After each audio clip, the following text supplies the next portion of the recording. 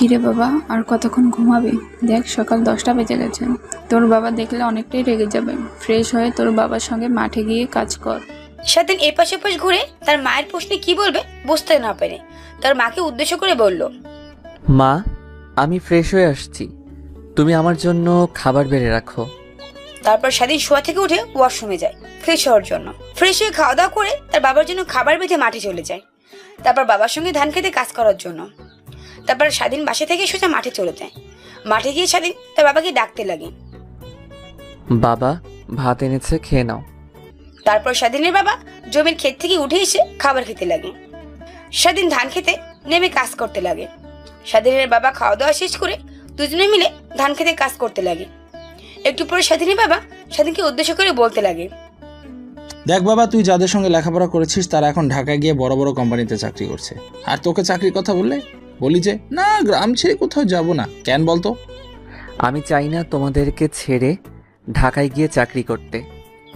স্বাধীনের কথা শুনে তার বাবা একটু মুচকি হাসি দেয়। তারপর স্বাধীনকে উদ্দেশ্য করে বলতে লাগে, বাবা, বাড়িতে বাজার নেই, তোর কাজ করতে হবে না, তুই বাসায় গিয়ে তোর মায়ের কাছে থেকে টাকা নিয়ে বাজারে যা। বাবা, বাজার লাগতে তো এখনো অনেক দেরি, ততক্ষণ আমি কাজ করি। না, তোকে রোদে পুড়তে দেখে আমার ভালো লাগে না, বাসায় চলে যা, আমি একাই কাজ করছি। তারপর স্বাধীন তার বাবার সাথে আর কোনো কথা না বলে সোজা বাড়ির উদ্দেশ্যে রওনা হয়। রাস্তা ধরে হাঁটতে হাঁটতে যাচ্ছিল, সে হঠাৎ করে একটা গাড়ি এসে স্বাধীনের পাশে থাকা জমানো পানির উপর দিয়ে গাড়ি চালিয়ে দেয়। তখনই স্বাধীনের গায়ে এসে কাদা পানি লেগে যায়। তখনই স্বাধীন মাটিতে থাকা ইট তুলে গাড়ির গ্লাসে ঢিল মারে। এটা গিয়ে গাড়ির লুকিং গ্লাসে লেগে লুকিং গ্লাস ভেঙে যায়।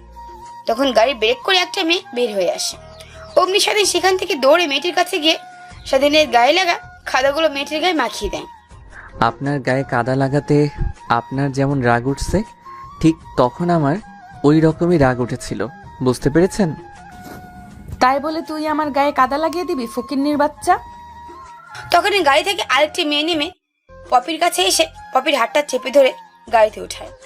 তারপর ওই মেয়েটা স্বাধীনের কাছে এসে বলতে লাগে, ভাইয়া, কিছু মনে করবেন না, ও এরকম একটু বদমেজাজি মেয়ে তো, তাই আপনার সাথে এমন ব্যবহার করে ফেলেছে। পপির হয়ে আমি আপনার কাছে ক্ষমা চাচ্ছি। ক্ষমা চাইতে হবে না। কথাটা বলে স্বাধীন পেছন ফিরে চলে আসতে যাবে। অমনি পিছন থেকে পপির বান্ধবী স্বাধীনকে উদ্দেশ্য করে বলতে লাগে, আচ্ছা ভাইয়া, আপনাকে একটা কথা জিজ্ঞেস করার ছিল। হ্যাঁ বলেন, কি জিজ্ঞেস করবেন? ভাইয়া, আমরা শহর থেকে গ্রামটা দেখার জন্য এসেছি, ঠিক এইখানে তেমন কিছু চিনি না। আচ্ছা ভাইয়া, আশেপাশে কি কোনো থাকার জন্য ভালো হোটেল পাওয়া যাবে? মেয়েটির কথা শুনে স্বাধীন হা হা করে হাসতে লাগে।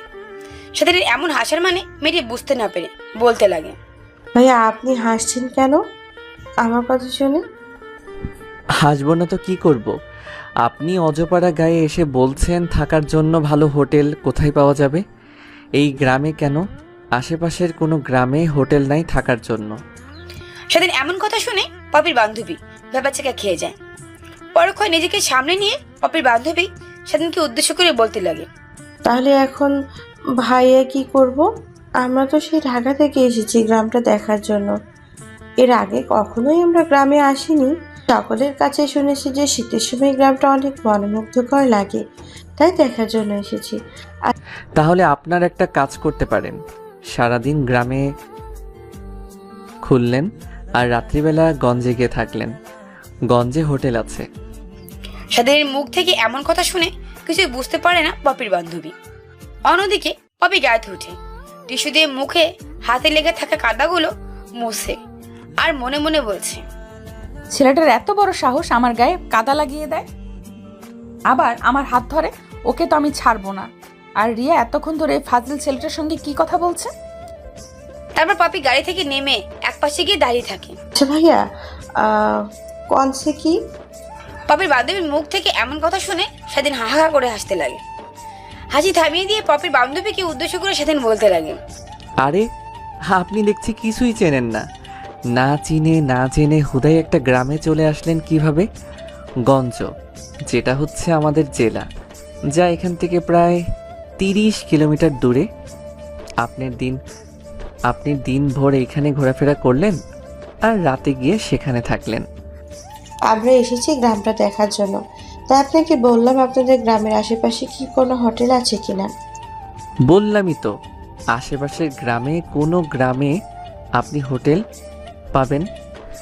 আচ্ছা ভাইয়া, প্লিজ প্লিজ প্লিজ, তাহলে আমাদেরকে থাকার একটা ব্যবস্থা করে দেন। আমি কি করে আপনাদের থাকার ব্যবস্থা করে দিতে পারবো বলেন? আচ্ছা ভাইয়া, আমরা তো গাড়ির ভেতরে থাকতে পারি। পপির বান্ধবী লাগামহীন কথা শুনে স্বাধীন ভেবেচাকা খেয়ে যায়। স্বাধীনকে এইভাবে তাকিয়ে থাকতে দেখে পপির বান্ধবী বলতে লাগে, ভাইয়া এইভাবে তাকিয়ে আছেন কেন? আপনাদের সাহস তো কম না? দুইটা মেয়ে হয়ে সাথে কোনো ছেলেও নেই। হ্যাঁ, গ্রামে এসেছেন ঘুরতে, গ্রাম সম্পর্কে কোনো ধারণা নেই আপনাদের। রাত্রিতে ভূত প্রেত ঘোরাফেরা করে। ভূত পেতনির কথা বাদ দিলাম, এখানেই ঘন ঘনই ডাকাত আসে। স্বাধীনের এমন কথা শুনে পপির বান্ধবী অনেকটাই ভীত হয়ে যায়। তারপর তাদেরকে উদ্দেশ্য করে স্বাধীন বলতে লাগে, একটা কথা বলি, আপনারা ফিরে শহরে চলে যান, এটাই আপনাদের জন্য ভালো হবে। আরে কোনো কথা না বলে স্বাধীন পিছন ফিরে যেতে লাগে বাড়ির উদ্দেশ্যে। তখনই পপির বান্ধবী কিছু একটা চিন্তা করে বলতে লাগে, ভাইয়া আরেকটি কথা শুনেন। স্বাধীন পিছন ফিরে আবার মিন্টির কাছে এসে বলতে লাগে, হ্যাঁ বলেন, কি বলবেন? আমরা তো বেশি দিন গ্রামে থাকবো না, 2-3 দিন থেকেই আবার শহরে চলে যাব। তো আপনার বাসায় কি এই 2-3 দিন থাকা যাবে? এই জন্য আমরা আপনাদেরকে টাকা দিতেও রাজি আছি। আপনি যেহেতু এই গ্রামের ছেলে, আপনি নয় আমাদেরকে পুরো গ্রামটা ঘুরে ঘুরে দেখাবেন। কি? হ্যাঁ, আমি কিছু বলতে পারবো না। আপনি আমার পিছু পিছু আছেন, আমি বাড়িতে গিয়ে মাকে বলছি, দেখি মা কি বলে। তারপর পপির বান্ধবী আর পপি গাড়িতে উঠে স্বাধীনের পিছু পিছু যেতে লাগে। একটু পর স্বাধীন তার বাসার সামনে চলে আসে। তারপর গাড়ি থেকে নামার জন্য ইশারা দেয় পপি আর পপির বান্ধবীকে। অন্যদিকে পপি শুধু তার বান্ধবীর লাগামবিহীন কাজকর্ম দেখছি, কিছু বলছে না। তারপর তারা দুজন গাড়ির বাইরে দাঁড়িয়ে থাকে আর স্বাধীন বাড়ির ভেতরে ঢুকে তার মাকে ডাকতে লাগে। কি হয়েছে বাবা, এমন ডাকাডাকি করছিস কেন? মা, তোমাকে একটা কথা বলতে চাই। তারপর স্বাধীন তার মাকে শুরু থেকে শেষ পর্যন্ত বলে। তারপর স্বাধীনের মা বাসায় বাইরে এসে দেখে একটা গাড়ি আর সঙ্গে দুইটা সুন্দরী মেয়ে দাঁড়িয়ে আছে। তখন তাদের দুজনের দিকে এগিয়ে গিয়ে স্বাধীনের মা বলতে লাগে, তাহলে তোমরাই শহর থেকে এসেছো? পপির বান্ধবী মাথা দিয়ে হা বোঝাই। এসো এসো মা, বাড়ির ভিতরে এসো। পপির স্বাধীনের মায়ের এমন কথা কোনো কিছু বুঝতে না পেরে তার বান্ধবীকে মাথা দিয়ে ইশারা দিতেই পপির বান্ধবী হাত দিয়ে ইশারা দিয়ে পপিকে চুপ থাকতে বলে। তারপর তারা দুজন বাড়ির ভিতরে ঢুকতে স্বাধীনের মার রুম থেকে চেয়ার নিয়ে এসে তাদেরকে বসতে দেয়। অন্যদিকে স্বাধীন তার রুম থেকে গামছা লুঙ্গি নিয়ে গোসল করতে পুকুরে চলে যায়। তখনই পপি তার বান্ধবীকে উদ্দেশ্য করে বলতে লাগে, কি হচ্ছে এসব? কিছুই তো বুঝতে পারছি না, আমাকে প্লিজ বুঝিয়ে বল। তারপর পপির বান্ধবী পপিকে সব কথা বুঝিয়ে বলে। পপি তার বান্ধবীর মুখ থেকে এমন কথা শুনে অনেকটাই এগিয়ে যায়। কি তাই বলে 2-3 দিন এই বাড়িতে থাকতে হবে? কখনোই না, আমি এখনই ঢাকায় চলে যাব। তারপর পপির বান্ধবীকে পপিকে আরো ভালোভাবে বোঝাতে পপিও থাকার জন্য রাজি হয়ে যায়। তারপর স্বাধীন গোসল করে বাসায় এসে তার মায়ের কাছ থেকে টাকা নিয়ে বাজারের উদ্দেশ্যে বের হয়। সঙ্গে পপি আর তার বান্ধবীও যেতে চায়, কিন্তু তাদের দুজনকে নিয়ে যায় না, কারণ বাজারে ছেলে মানুষ থাকে, মেয়ে মানুষ গেলে বাজারের লোকেরা তাদের দুজনের দিকে খারাপ দৃষ্টিতে তাকাবে। অন্যদিকে স্বাধীনের মা পপি আর পপির বান্ধবী আড্ডা দিতে লাগে। আড্ডাদের এক পর্যায়ে স্বাধীনের বাবা বাড়ির ভিতরে প্রবেশ করতে পপি আর পপির বান্ধবীকে দেখে স্বাধীনের মাকে উদ্দেশ্য করে বলতে লাগে, এই মেয়েগুলো কারা? এদেরকে তো এর আগে কখনোই দেখিনি। তখনই স্বাধীনের মা বসা থেকে উঠে স্বাধীনের বাবার কাছে এসে স্বাধীনের বাবাকে সব কথা বলে। স্বাধীনের মায়ের এমন কথা শুনে স্বাধীনের বাবা অনেকটা খুশি হয়, কারণ গ্রামের মানুষ আত্মীয়দের অনেক পছন্দ করে। এবার আসি আপনাদেরকে আমাদের গল্পের নায়ককে পরিচয় করিয়ে দেওয়া যাক। আমাদের গল্পের নায়কের নাম স্বাধীন। মাস্টার্স পাস করে গ্রামের বাবার সঙ্গে কৃষিকাজ করে। তার বাবার ইচ্ছে তার বন্ধুদের মতো সেও গিয়ে ঢাকায় বড় একটা কোম্পানিতে চাকরি করবে, কিন্তু না, সে তার বাবা মাকে সে কোথাও যাবে না। আর বাকি পরিচয়টা না হয় গল্পের সাথেই থাকলেই বুঝতে পারবে। এদিকে স্বাধীন বাজার থেকে এসে বাজারগুলো তার মায়ের হাতে দিতেই তার মা রান্না করা শুরু করে দেয়। স্বাধীনের রুমে গিয়ে একটু রেস্ট নিয়ে পপি আর পপির বান্ধবীকে নিয়ে বের হয় পুরো গ্রামটা ঘুরে দেখার জন্য। তাই তিনজনে গ্রামের মেঠো পথ দিয়ে হাঁটতে লাগে। অন্যদিকে পপি বারবার তীক্ষ্ণ দৃষ্টিতে স্বাধীনের দিকে তাকাচ্ছে। স্বাধীনের চোখ অনেকবার ধরা পড়লেও স্বাধীন কিছু বলছে না। তারা তিনজনে হাঁটার মাঝে হঠাৎ করে স্বাধীনের বন্ধু সৌরভের সঙ্গে দেখা হয় স্বাধীনের। কিরে সৌরভ, কই যাচ্ছিস তুই? আমি তোদের বাসাতে যাচ্ছিলাম, পাশের গ্রামের সঙ্গে আমাদের একটা ক্রিকেট ম্যাচ আছে, তাই তোকে ডাকার জন্য আমাকে পাঠিয়েছে, জলদি চল। তখনই সৌরভের নজর যায় স্বাধীনের পাশে থেকে দুইটা মেয়ের দিকে। তা মামা, এই দুটা মেয়েগুলোকে এর আগে তো কখনো দেখিনি। তোর রিলেটিভদেরকে তো সবাইকে আমি চিনি। জানতে পারবি, সবই জানতে পারবি। চল খেলতে যাই আগে। তখনই পিছন ফিরে স্বাধীন পপি আর পপির বান্ধবীকে উদ্দেশ্য করে বলতে লাগে, আপনারাও কি যাবেন খেলা দেখতে, নাকি বাসায় চলে যাবেন? চলো, বাসায় গিয়ে বোরিং হব, এর থেকে চলো তোমাদের ক্রিকেট খেলা দেখতে যাই। তারপর তারা দুজনে মিলে রওনা হয়। তারপর তারা মাঠে গিয়ে পৌঁছেছে। খেলা শুরু হয়। খেলা শুরু হতে স্বাধীনরা বোলিং, তাদের প্রতিপক্ষরা তাদেরকে 122 রানের টার্গেট দেয়। স্বাধীন বল হাতে নিয়ে 2টা উইকেট নেয়। পরবর্তীতে ব্যাটিং আসলেও স্বাধীন গড়। এতে পপি আর পপির বান্ধবীরা অনেক উৎসাহিত হয়ে চিল্লানি দিয়ে ওঠে। কাজ শেষ হলে স্বাধীন আর পপিরা যখন বাসায় ফিরতে যাবে, তখন একটা ছেলে বলে ওঠে, 2টা মাল ডানা কাটা পড়ি। ছেলেটার এমন কথা শুনে স্বাধীনের রাগ মাথায় উঠে যায়। নিজেকে আর সামলাতে না পেরে স্বাধীন ছেলেগুলোকে ব্যাট দিয়ে পিটাতে লাগে। অন্যদিকে সৌরভ আর তার বন্ধুরা স্বাধীনকে অনেকভাবে বোঝালে স্বাধীন তাদের কথায় কোনো কর্ণপাত না দিয়ে ছেলেগুলোকে বাঁধতে লাগে। এক পর্যায়ে পপি আর পপির বান্ধবীকে স্বাধীনকে মানা করতে স্বাধীন ছেলেগুলোকে না মেরে চলে যেতে পারে। তারপরে তারা চারজনে আরও কিছুক্ষণ ঘোরাঘুরি করে বাসায় ফিরে আসে। বাসায় ফেরার পথে সৌরভ স্বাধীনকে উদ্দেশ্য করে বলতে লাগে, আচ্ছা মামা, সত্যি করে বলবি তুই কি এদের দুজনের মধ্যে কাউকে পছন্দ করিস নাকি? ছেলেটার এমন কথা শুনে পপি আর তার বান্ধবীরা ভেবা চেকে খেয়ে যায়। স্বাধীনের দিকে তীক্ষ্ণ দৃষ্টিতে তাকিয়ে থাকে পপি আর পপির বান্ধবী। তখনই স্বাধীন সৌরভকে উদ্দেশ্য করে বলতে লাগে, এরা আমার কেউ হয় না, বাট এরা এখন আমার আত্মীয়। যতদিন আমাদের বাড়িতে থাকবে এদের দেখাশোনার দায়িত্ব আমাদের। তাই এদেরকে কেউ বললে আমি ছেড়ে দিয়ে কথা বলবো না, সে যেই হোক না কেন। সৌরভ একটু মুচকে এসে স্বাধীনকে উদ্দেশ্য করে বলতে লাগে। বুঝতে পারছি আমি। এভাবে তার চারজনে কথা বলতে বলতে এক পর্যায়ে স্বাধীনের বাসার সামনেই আসতেই স্বাধীন সৌরভকে উদ্দেশ্য করে বলতে লাগে, শোনো, রাত একটু গভীর হলে 10টা-11টা বাজলে তুই বাস থেকে বের হোস। মেয়েগুলো রাতের গ্রামটা দেখবে বলেছে, তাই আমি একা তোকে সঙ্গে নিয়ে গেলে একটু ভালো হয়। আচ্ছা, আমি আসবো না, এসে ফোন করলে তুই মেয়েগুলোকে নিয়ে বাসার বাইরে বের হোস। ওকে। তারপর স্বাধীন বাসায় চলে যায়। আর অন্যদিকে সৌরভ তার বাসায় চলে আসে। স্বাধীন বাসায় গিয়ে দেখে তার মা আগে থেকে রান্না বান্না করে রেখেছে। তারপর স্বাধীন, পপি আর পপির বান্ধবী তিনজনে গিয়ে ফ্রেশ হয়ে খাবার খেতে বসে যায়। সবার খাওয়া দাওয়া হলে স্বাধীন পপি আর পপির বান্ধবীকে গিয়ে একটা রুম দেখিয়ে দেয়। তারপর স্বাধীন পপি আর পপির বান্ধবী দুজনের উদ্দেশ্য করে বলতে লাগে, তোমরা একটু রেস্ট নাও, রাত্রি যখন গভীর হবে তখন আমরা বের হব। তারপর পপি আর পপির বান্ধবী বসে থেকে মোবাইলে ফেসবুক চালাতে লাগে। অন্যদিকে স্বাধীন তার রুমে গিয়ে শুয়ে থেকে আনমনে চিন্তা করতে লাগে, আর কত দিন এভাবে চলবে? আমাকে তো কোনো না কোনো একটা চাকরি করতেই হবে।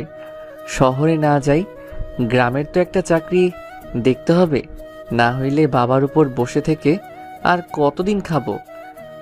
তার সঙ্গে ধান খেতেও কাজ করতে দেয় না। স্বাধীন আনমনের কথাগুলো ভাবছিল, তখন এক পর্যায়ে স্বাধীনের দরজায় কে যেন এসে নক দেয়। স্বাধীন শোয়া থেকে উঠে দরজা খুলে দেয়। তারপর দেখে তার মা। তারপর স্বাধীন তার মাকে উদ্দেশ্য করে বলতে লাগে, মা, হঠাৎ তুমি আমার কাছে এলে যে, কোনো কিছু কি হয়েছে? কিচ্ছু হয়নি, তোর বড় মামা ফোন করেছিল, তোর ওইখানে কোনো জানি একটা কোম্পানিতে লোক নেবে, তাই বললো যে তোর কথা, তুই কি যাবি তোর বড় মামার কাছে কাজ করবি? মা, বড় মামার কাছে আমি যেতে পারবো না, কারণ ওনার মেয়েটা আমার সঙ্গে কেমন যেন করে। স্বাধীনের এমন কথা শুনে স্বাধীনের মা একটু মুচকে এসে ওঠে। তারপর স্বাধীনকে উদ্দেশ্য করে বলতে লাগে, আরে তোর সঙ্গে কেমন করে না, তোকে ওর অনেক পছন্দ। একদিন আমাদের বাসায় এসেছিল, আমি তখন বলেছিলাম তোকে আমার ছেলের বউ করব, সেই থেকে তোর সঙ্গে এমন ব্যবহার করে, তাই না বাবা? কি? তুমি এই কথা বলেছো ওকে? তাই তো বলি কখনো আমার সাথে এমন ব্যবহার করেনি, হঠাৎ করে এমন ব্যবহার শুরু করলো কেন? আচ্ছা বাদ দাও সেসব কথা। আমি তোমাদেরকে ছেড়ে কোথাও যাব না। প্রয়োজন হলে বাবার সঙ্গে ধান খেতে গিয়ে কাজ করব, তাও তোমাদেরকে ছেড়ে কোথাও যাব না।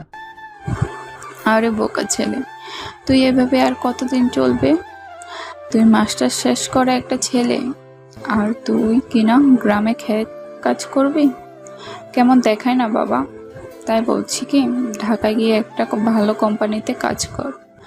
চাকরি যখন করবি না তাহলে থাক, আমিও আর তোকে বলবো না, আর তোর বাবাকেও বলতে নিষেধ করে দেব। তারপর স্বাধীন আর স্বাধীনের মা আরো কিছু টুকিটাকি কি কথা বলতে লাগে। কথা বলার এক পর্যায়ে স্বাধীন তার মাকে উদ্দেশ্য করে বলতে লাগে, মা, মেয়েগুলো বায়না ধরেছে যে রাতে তারা গ্রাম দেখবে। রাতের গ্রাম নাকি অনেক সুন্দর হয়, তাই বায়না করেছে তারা। যাবি ভালো কথা, বেশি রাত পর্যন্ত থাকবে না। আর মেয়েগুলো ঢাকায় কোথায় থেকে? দেখে তো মনে হচ্ছে সম্ভ্রান্ত পরিবারের মেয়ে। ওরা কিছু জিজ্ঞেস করেছে তোদের? না, তেমন কোনো কিছু জিজ্ঞেস করিনি, শুধু ঢাকা থেকে এসেছে এইটুকু জানি। তারপর স্বাধীন তার মায়ের সঙ্গে আরো কিছু কথা বলে। তারপর স্বাধীনের মা স্বাধীনের রুম থেকে বেরিয়ে তাদের রুমে চলে যায়। স্বাধীন আরো কিছুক্ষণ শুয়ে থাকে। তার বাটন ফোনে স্ক্রিনে দেখে রাত্রি 10টা বেজে গেছে। তখন তার বন্ধু সৌরভকে ফোন করে আসতে বলে তার বাড়ির সামনে। তারপর স্বাধীন আরো কিছুক্ষণ সেভাবেই শুয়ে থাকে। পপের বাপের বান্ধবীদের রুমের সামনে গিয়ে দরজা কড়া নাড়াতে মেয়েগুলো বের হয়। তারপর স্বাধীন মেয়েগুলোকে উদ্দেশ্য করে বলতে লাগে, তোমাদের সঙ্গে কি মোটা কাপড় নিয়ে এসেছো? বাহিরে যে শীত, তাতে তোমরা এই পোশাক পরে বাহিরে থাকতে পারবে না। স্বাধীনের এমন কথা শুনে পপি আর তার বান্ধবী ভেবাচাকা খেয়ে যায়। তারপর গোমরা মুখ করে স্বাধীনের দিকে তাকিয়ে পপি আর বাপির বান্ধবী বলতে লাগে, না তো ভাইয়া, আমাদের সঙ্গে তেমন কোনো মোটা কাপড় আনিনি, শুধু আমাদের গায়ের পোশাক পরাই এগুলোই পরে এসেছি। স্বাধীন মেয়েগুলো কেমন কথা শুনে ভরকে ওঠে। পরকশ নিজেকে সামলে নিয়ে স্বাধীন মেয়েগুলোকে উদ্দেশ্য করে বলতে লাগে, আচ্ছা, আপনারা কে একটু বলবেন আমাকে? আমি পপি, আর এটা হচ্ছে আমার বান্ধবী রিয়া। হায় আল্লাহ, কি পাগলের পাল্লায় পড়লাম আমি। আমি এইটা জিজ্ঞাসা করিনি। আমি জিজ্ঞেস করছি আপনারা কে? শহর থেকে গ্রামে চলে এসেছেন, ঠিকঠাক করে জায়গাও চিনেন না, কোথায় যাবেন, কি খাবেন, কি করবেন কিছুই জানেন না। এইখানে যদি আমি না হয়ে অন্য কোনো খারাপ মানুষের হাতে পড়তেন, তাহলে আপনাদের দুজনের অবস্থা কি হতো একবার বুঝতে পেরেছেন? স্বাধীন বিরক্তি হয়ে জোর গলায় পপি আর পাপির বান্ধবীকে উদ্দেশ্য করে বলতে লাগে, তোমরা দুজন আমার কথা বুঝতে পারছো না, নাকি বুঝেও না বোঝার ভান করছো? দেখে তো মনে হচ্ছে তোমরা দুজন আমার কথা ঠিকই বুঝতে পারছো, তারপরও না বোঝার ভান করছো কেন? কই আমরা না বোঝার ভান করছি? আসলে গ্রাম সম্পর্কে আমাদের তেমন কোনো ধারণা নেই। একটা সমস্যায় পড়ে আমরা গ্রামে আসতে বাধ্য হয়েছি।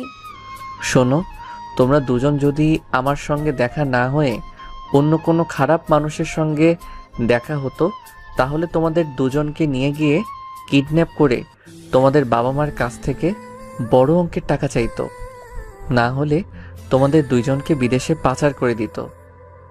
তোমাদের দুজনের মাথায় কখনোই কি এইগুলো চিন্তা আসেনি? তারপর পপি আর তার বান্ধবী দুজনের চোখে চোখ রেখে কেমন যেন ভীত দৃষ্টিতে স্বাধীনের দিকে তাকায়। তোমরা দুজন ভয় পেও না, আমরা তেমন কোনো লোক না। আর তোমাদের সঙ্গে যেহেতু শীতের কোনো পোশাক আরও নেই, তাহলে আমি একটা ব্যবস্থা করছি। তারপর স্বাধীন সেখান থেকে তার মাকে ডাক দেয়। তার মায়ের চাদর আর তার চাদর নিয়ে পপি আর পপির বান্ধবীদেরকে এগিয়ে দিতে তারা গায়ের সঙ্গে জড়িয়ে নিয়ে বাসা থেকে বের হয়। বাসায় গেট দিয়ে বের হয়ে সামনের দিকে তাকাতেই দেখে সৌরভ দাঁড়িয়ে আছে। তারপর চারজনে মিলে হাঁটতে লাগে গ্রামের মেঠো পথ দিয়ে। হাঁটতে হাঁটতে স্বাধীনের বাড়ি থেকে অনেকটা দূরে যেয়ে স্বাধীন পপি আর পপির বান্ধবী দুজনের উদ্দেশ্য করে বলতে লাগে, আচ্ছা, এখন বলেন আপনাদের কি ঝামেলা, আর এখানেই বা এসেছেন কেন? আদেও কি গ্রাম দেখার জন্য, নাকি আরো অন্য কোনো মতলব আছে? স্বাধীন এমন প্রশ্ন কি করবে, আর পপির বান্ধবী দুজনের দিকে তাকিয়ে থাকে। কিছুক্ষণ নীরব থেকে পপি স্বাধীনকে উদ্দেশ্য করে বলতে লাগে, আসলে আমরা দুজন শহর থেকে পালিয়ে এখানে এসেছি। পপির এমন কথা শুনে স্বাধীন আর সৌরভ চমকে ওঠে। তারপর হাঁটা থামিয়ে দিয়ে স্বাধীন পপি আর তার বান্ধবীর দিকে অগ্নিদৃষ্টি নিক্ষেপ করে বলতে লাগে। তখনই পপি আর রিয়া স্বাধীন সৌরভকে এইভাবে তাকিয়ে থাকতে দেখে রিয়া বলতে লাগে, তাহলে শুনেন ভাইয়া, আমি আর পপি ছোটবেলা থেকেই বন্ধুত্ব। আমার বাবা আর পপির বাবা দুজনে মিলে আমাদেরকে শহরের দুই ভাইয়ের সঙ্গে বিয়ে ঠিক করেছে। আমরা অনেকবার নিষেধ করেছি আমরা বিয়ে করতে পারবো না, কিন্তু আমাদের বাবারা কথা কোনো মূল্যই দেয় না, জোর করে আমাদেরকে বিয়ে দিতে চায়। তখন আমরা দুজনে বুদ্ধি করে রাত্রিতে গাড়ি নিয়ে বের হয়ে কোথায় যাব কি করব বুঝতে না পেরে এই গ্রামটাতে চলে আসি। আর আমার নাম তো জানিনি, আমার নাম রিয়া। আমাদের বাংলাদেশ টপ 10 কোম্পানির ভেতরে আমাদের একটা কোম্পানি আছে। আর পপির বাবার বাংলাদেশে সারা বিশ্বের নানান দেশে ওদের কোম্পানি আছে। আর ওর বাবা কোম্পানি বাংলাদেশের টপ 3 আছে। রিয়ার মুখ দেখে এমন কথা শুনে স্বাধীনের সরে ভেবাচাকা খেয়ে যায়। রিয়ার কথা বলার মাঝেই পাশের জঙ্গল থেকে শিয়াল ডেকে ওঠে। হঠাৎ শিয়ালের শব্দ শুনে স্বাধীনের কাছে পপি দাঁড়িয়েছিল। পপি গিয়ে স্বাধীনকে জড়িয়ে ধরে, আর সৌরভের পাশে রিয়া দাঁড়িয়েছিল। রিয়া গিয়ে সৌরভকে জড়িয়ে ধরে। শিয়ালটাকে থেমে গেলে সবাই ভেবাচাকা খেয়ে যায়। তারপর চারজনে আর কোনো কথা না বলে রাস্তা ধরে হাঁটতে লাগে। গ্রামের এক মনোমুগ্ধকর পরিবেশ, চাঁদের আলো স্পষ্ট দেখা যাচ্ছে। সবুজ মাটির মাঝখান দিয়ে একটা মাটির রাস্তা চলে গেছে, আর রাস্তার পাশে আর খেজুর গাছে হাড়ি লাগানো আছে। হাঁটা দিয়ে এক পর্যায়ে পপি স্বাধীনকে ডেকে বলে ওঠে, আচ্ছা, এই গাছগুলোই তো খেজুরের গাছ। স্বাধীন মাথা দিয়ে হাবদক বুঝায়। রস অনেক মিষ্টি হয়, আমরা খেজুরের রস খাবো, প্লিজ পেরে দাও। পপির এমন কথা শুনে স্বাধীন চমকে ওঠে। এত রাত করে গাছ উঠবে, তা আবার চুরি করে খেজুর রস খাবে? তখন স্বাধীন পপিকে উদ্দেশ্য করে বলে ওঠে, না, এখন রস খাওয়া যাবে না। সকাল হলে যখন রসওয়ালারা এসে রস পারে তখন তোমাদেরকে সঙ্গে নিয়ে এসে রস খেয়ে নিয়ে যাব। না না, এখন খাবো মানে এখনই খাবো। আরে যেহেতু বলছে তখন গাছে উঠে পেরে দে, এমন করছিস কেন? ঠিক আছে, ওঠো গিয়ে খেজুর রস পেরে আন।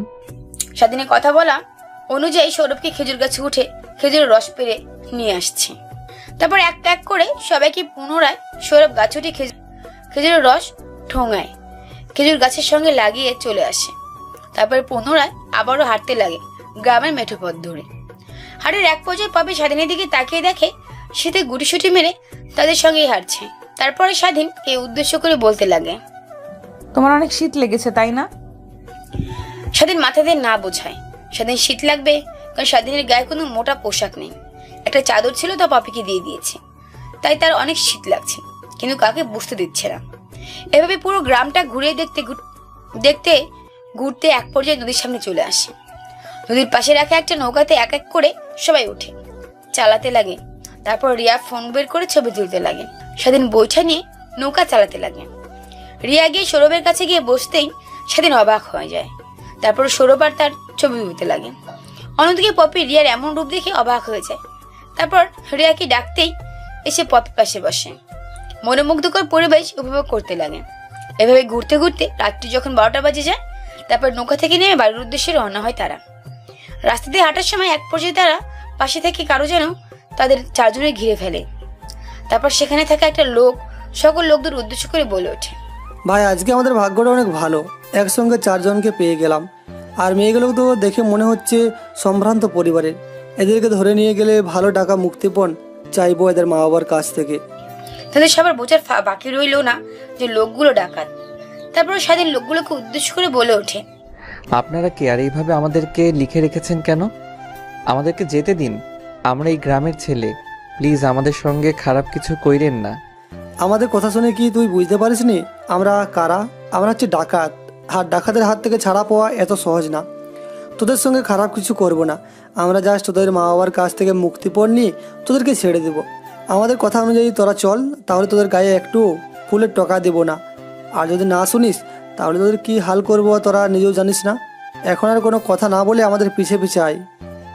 তারপর চারজনের চোখে কালো কাপড় বেঁধে চারজনের ধরে কোথায় যেন নিয়ে যায় ডাকাতরা। চোখ থেকে কালো কাপড় সরাতেই দেখে একটা পরিত্যক্ত বাড়ি। লোকগুলোকে ঠিক মতো চেনা যাচ্ছে না, কারণ তাদের মুখও কালো কাপড় লাগানো। মিঠে মিঠে একটা হারিকেন জ্বলছে। এভাবে তারা চারজনে মাটিতে বসে থাকেন। তারপর ডাকাতের সর্দার ডাকাতগুলোকে উদ্দেশ্য করে বলতে লাগে, ওদের হাতের বাঁধন খুলে দে। তারপর আরো একটা ডাকাত এসে তাদের হাতে বাঁধন খুলে দেয় একটু পর বাড়ির বাইরে থেকে চেঁচামেচি শব্দ শুনে ডাকাতের লোকগুলো পরে ডাকাত বাড়ি থেকে দৌড়ে পালিয়ে যায়। ডাকাতের লোকগুলো দেখে বাড়ি থেকে দৌড়ে পালিয়ে যায়। তারপর সে পুরাতন বাড়িতে গিয়ে কিছু লোক প্রবেশ করে। তাদের চারজনকে অবস্থা দেখতে পেয়ে লোকগুলো অবাক হয়ে যায়। তখনই তাদের মধ্যে থাকা একটি লোক বলে ওঠে, ভাই বলেছিলাম না আমি কেমন শব্দ শুনতে পাইছি এই বাড়ি থেকে। দেখছেন তাহলে এখানে রাতের আধারে কি হয়? লোকগুলোর এমন কথা শুনে আসমান থেকে পড়ে যায় তারা। তারপর সেদিন লোকগুলোকে উদ্দেশ্য করে বলতে লাগে, এইটা কোন গ্রাম আর আমাদেরকে ডাকাত দলে এখানে নিয়ে এসেছে? এইটা ঝড়ঝুরি গ্রাম, আর এখন শুধু সাজা হচ্ছে। তোমাদের সময় আমরা পার হয়ে এসেছি, তাই বুঝতে পারি তোমরা কেন এখানে এসেছো। তখনই তাদের মাঝে থাকা চেয়ারম্যান সাহেব ছেলেগুলোকে উদ্দেশ্য করে বলতে লাগে, দেখে তো তোমাদেরকে ভদ্র ঘরের ছেলে মেয়ে মনে হচ্ছে, তাই এমন কাজ করতে এখানে আসলে কেন? তখন চেয়ারম্যান গ্রামের মানুষদেরকে উদ্দেশ্য করে বলতে লাগে, এখন এদের কি করব? আপনাদের কি মত? এদের কি বিয়ে দিয়ে দেব, নাকি ছেড়ে দেব, নাকি জেলে দিয়ে দেব? তখন গ্রামের মানুষ নিজেদের মধ্যে কথা বলাবলি করতে লাগে। এক পর্যায়ে গ্রামবাসী থেকে একটা লোক উঠে বলতে লাগে, এদেরকে কাজ দেখে বিয়ে দিয়ে দেওয়া হোক। শুনতে তো পারলে কি বললো, চলো আমাদের সঙ্গে। প্লিজ আঙ্কেল, বোঝার চেষ্টা করেন।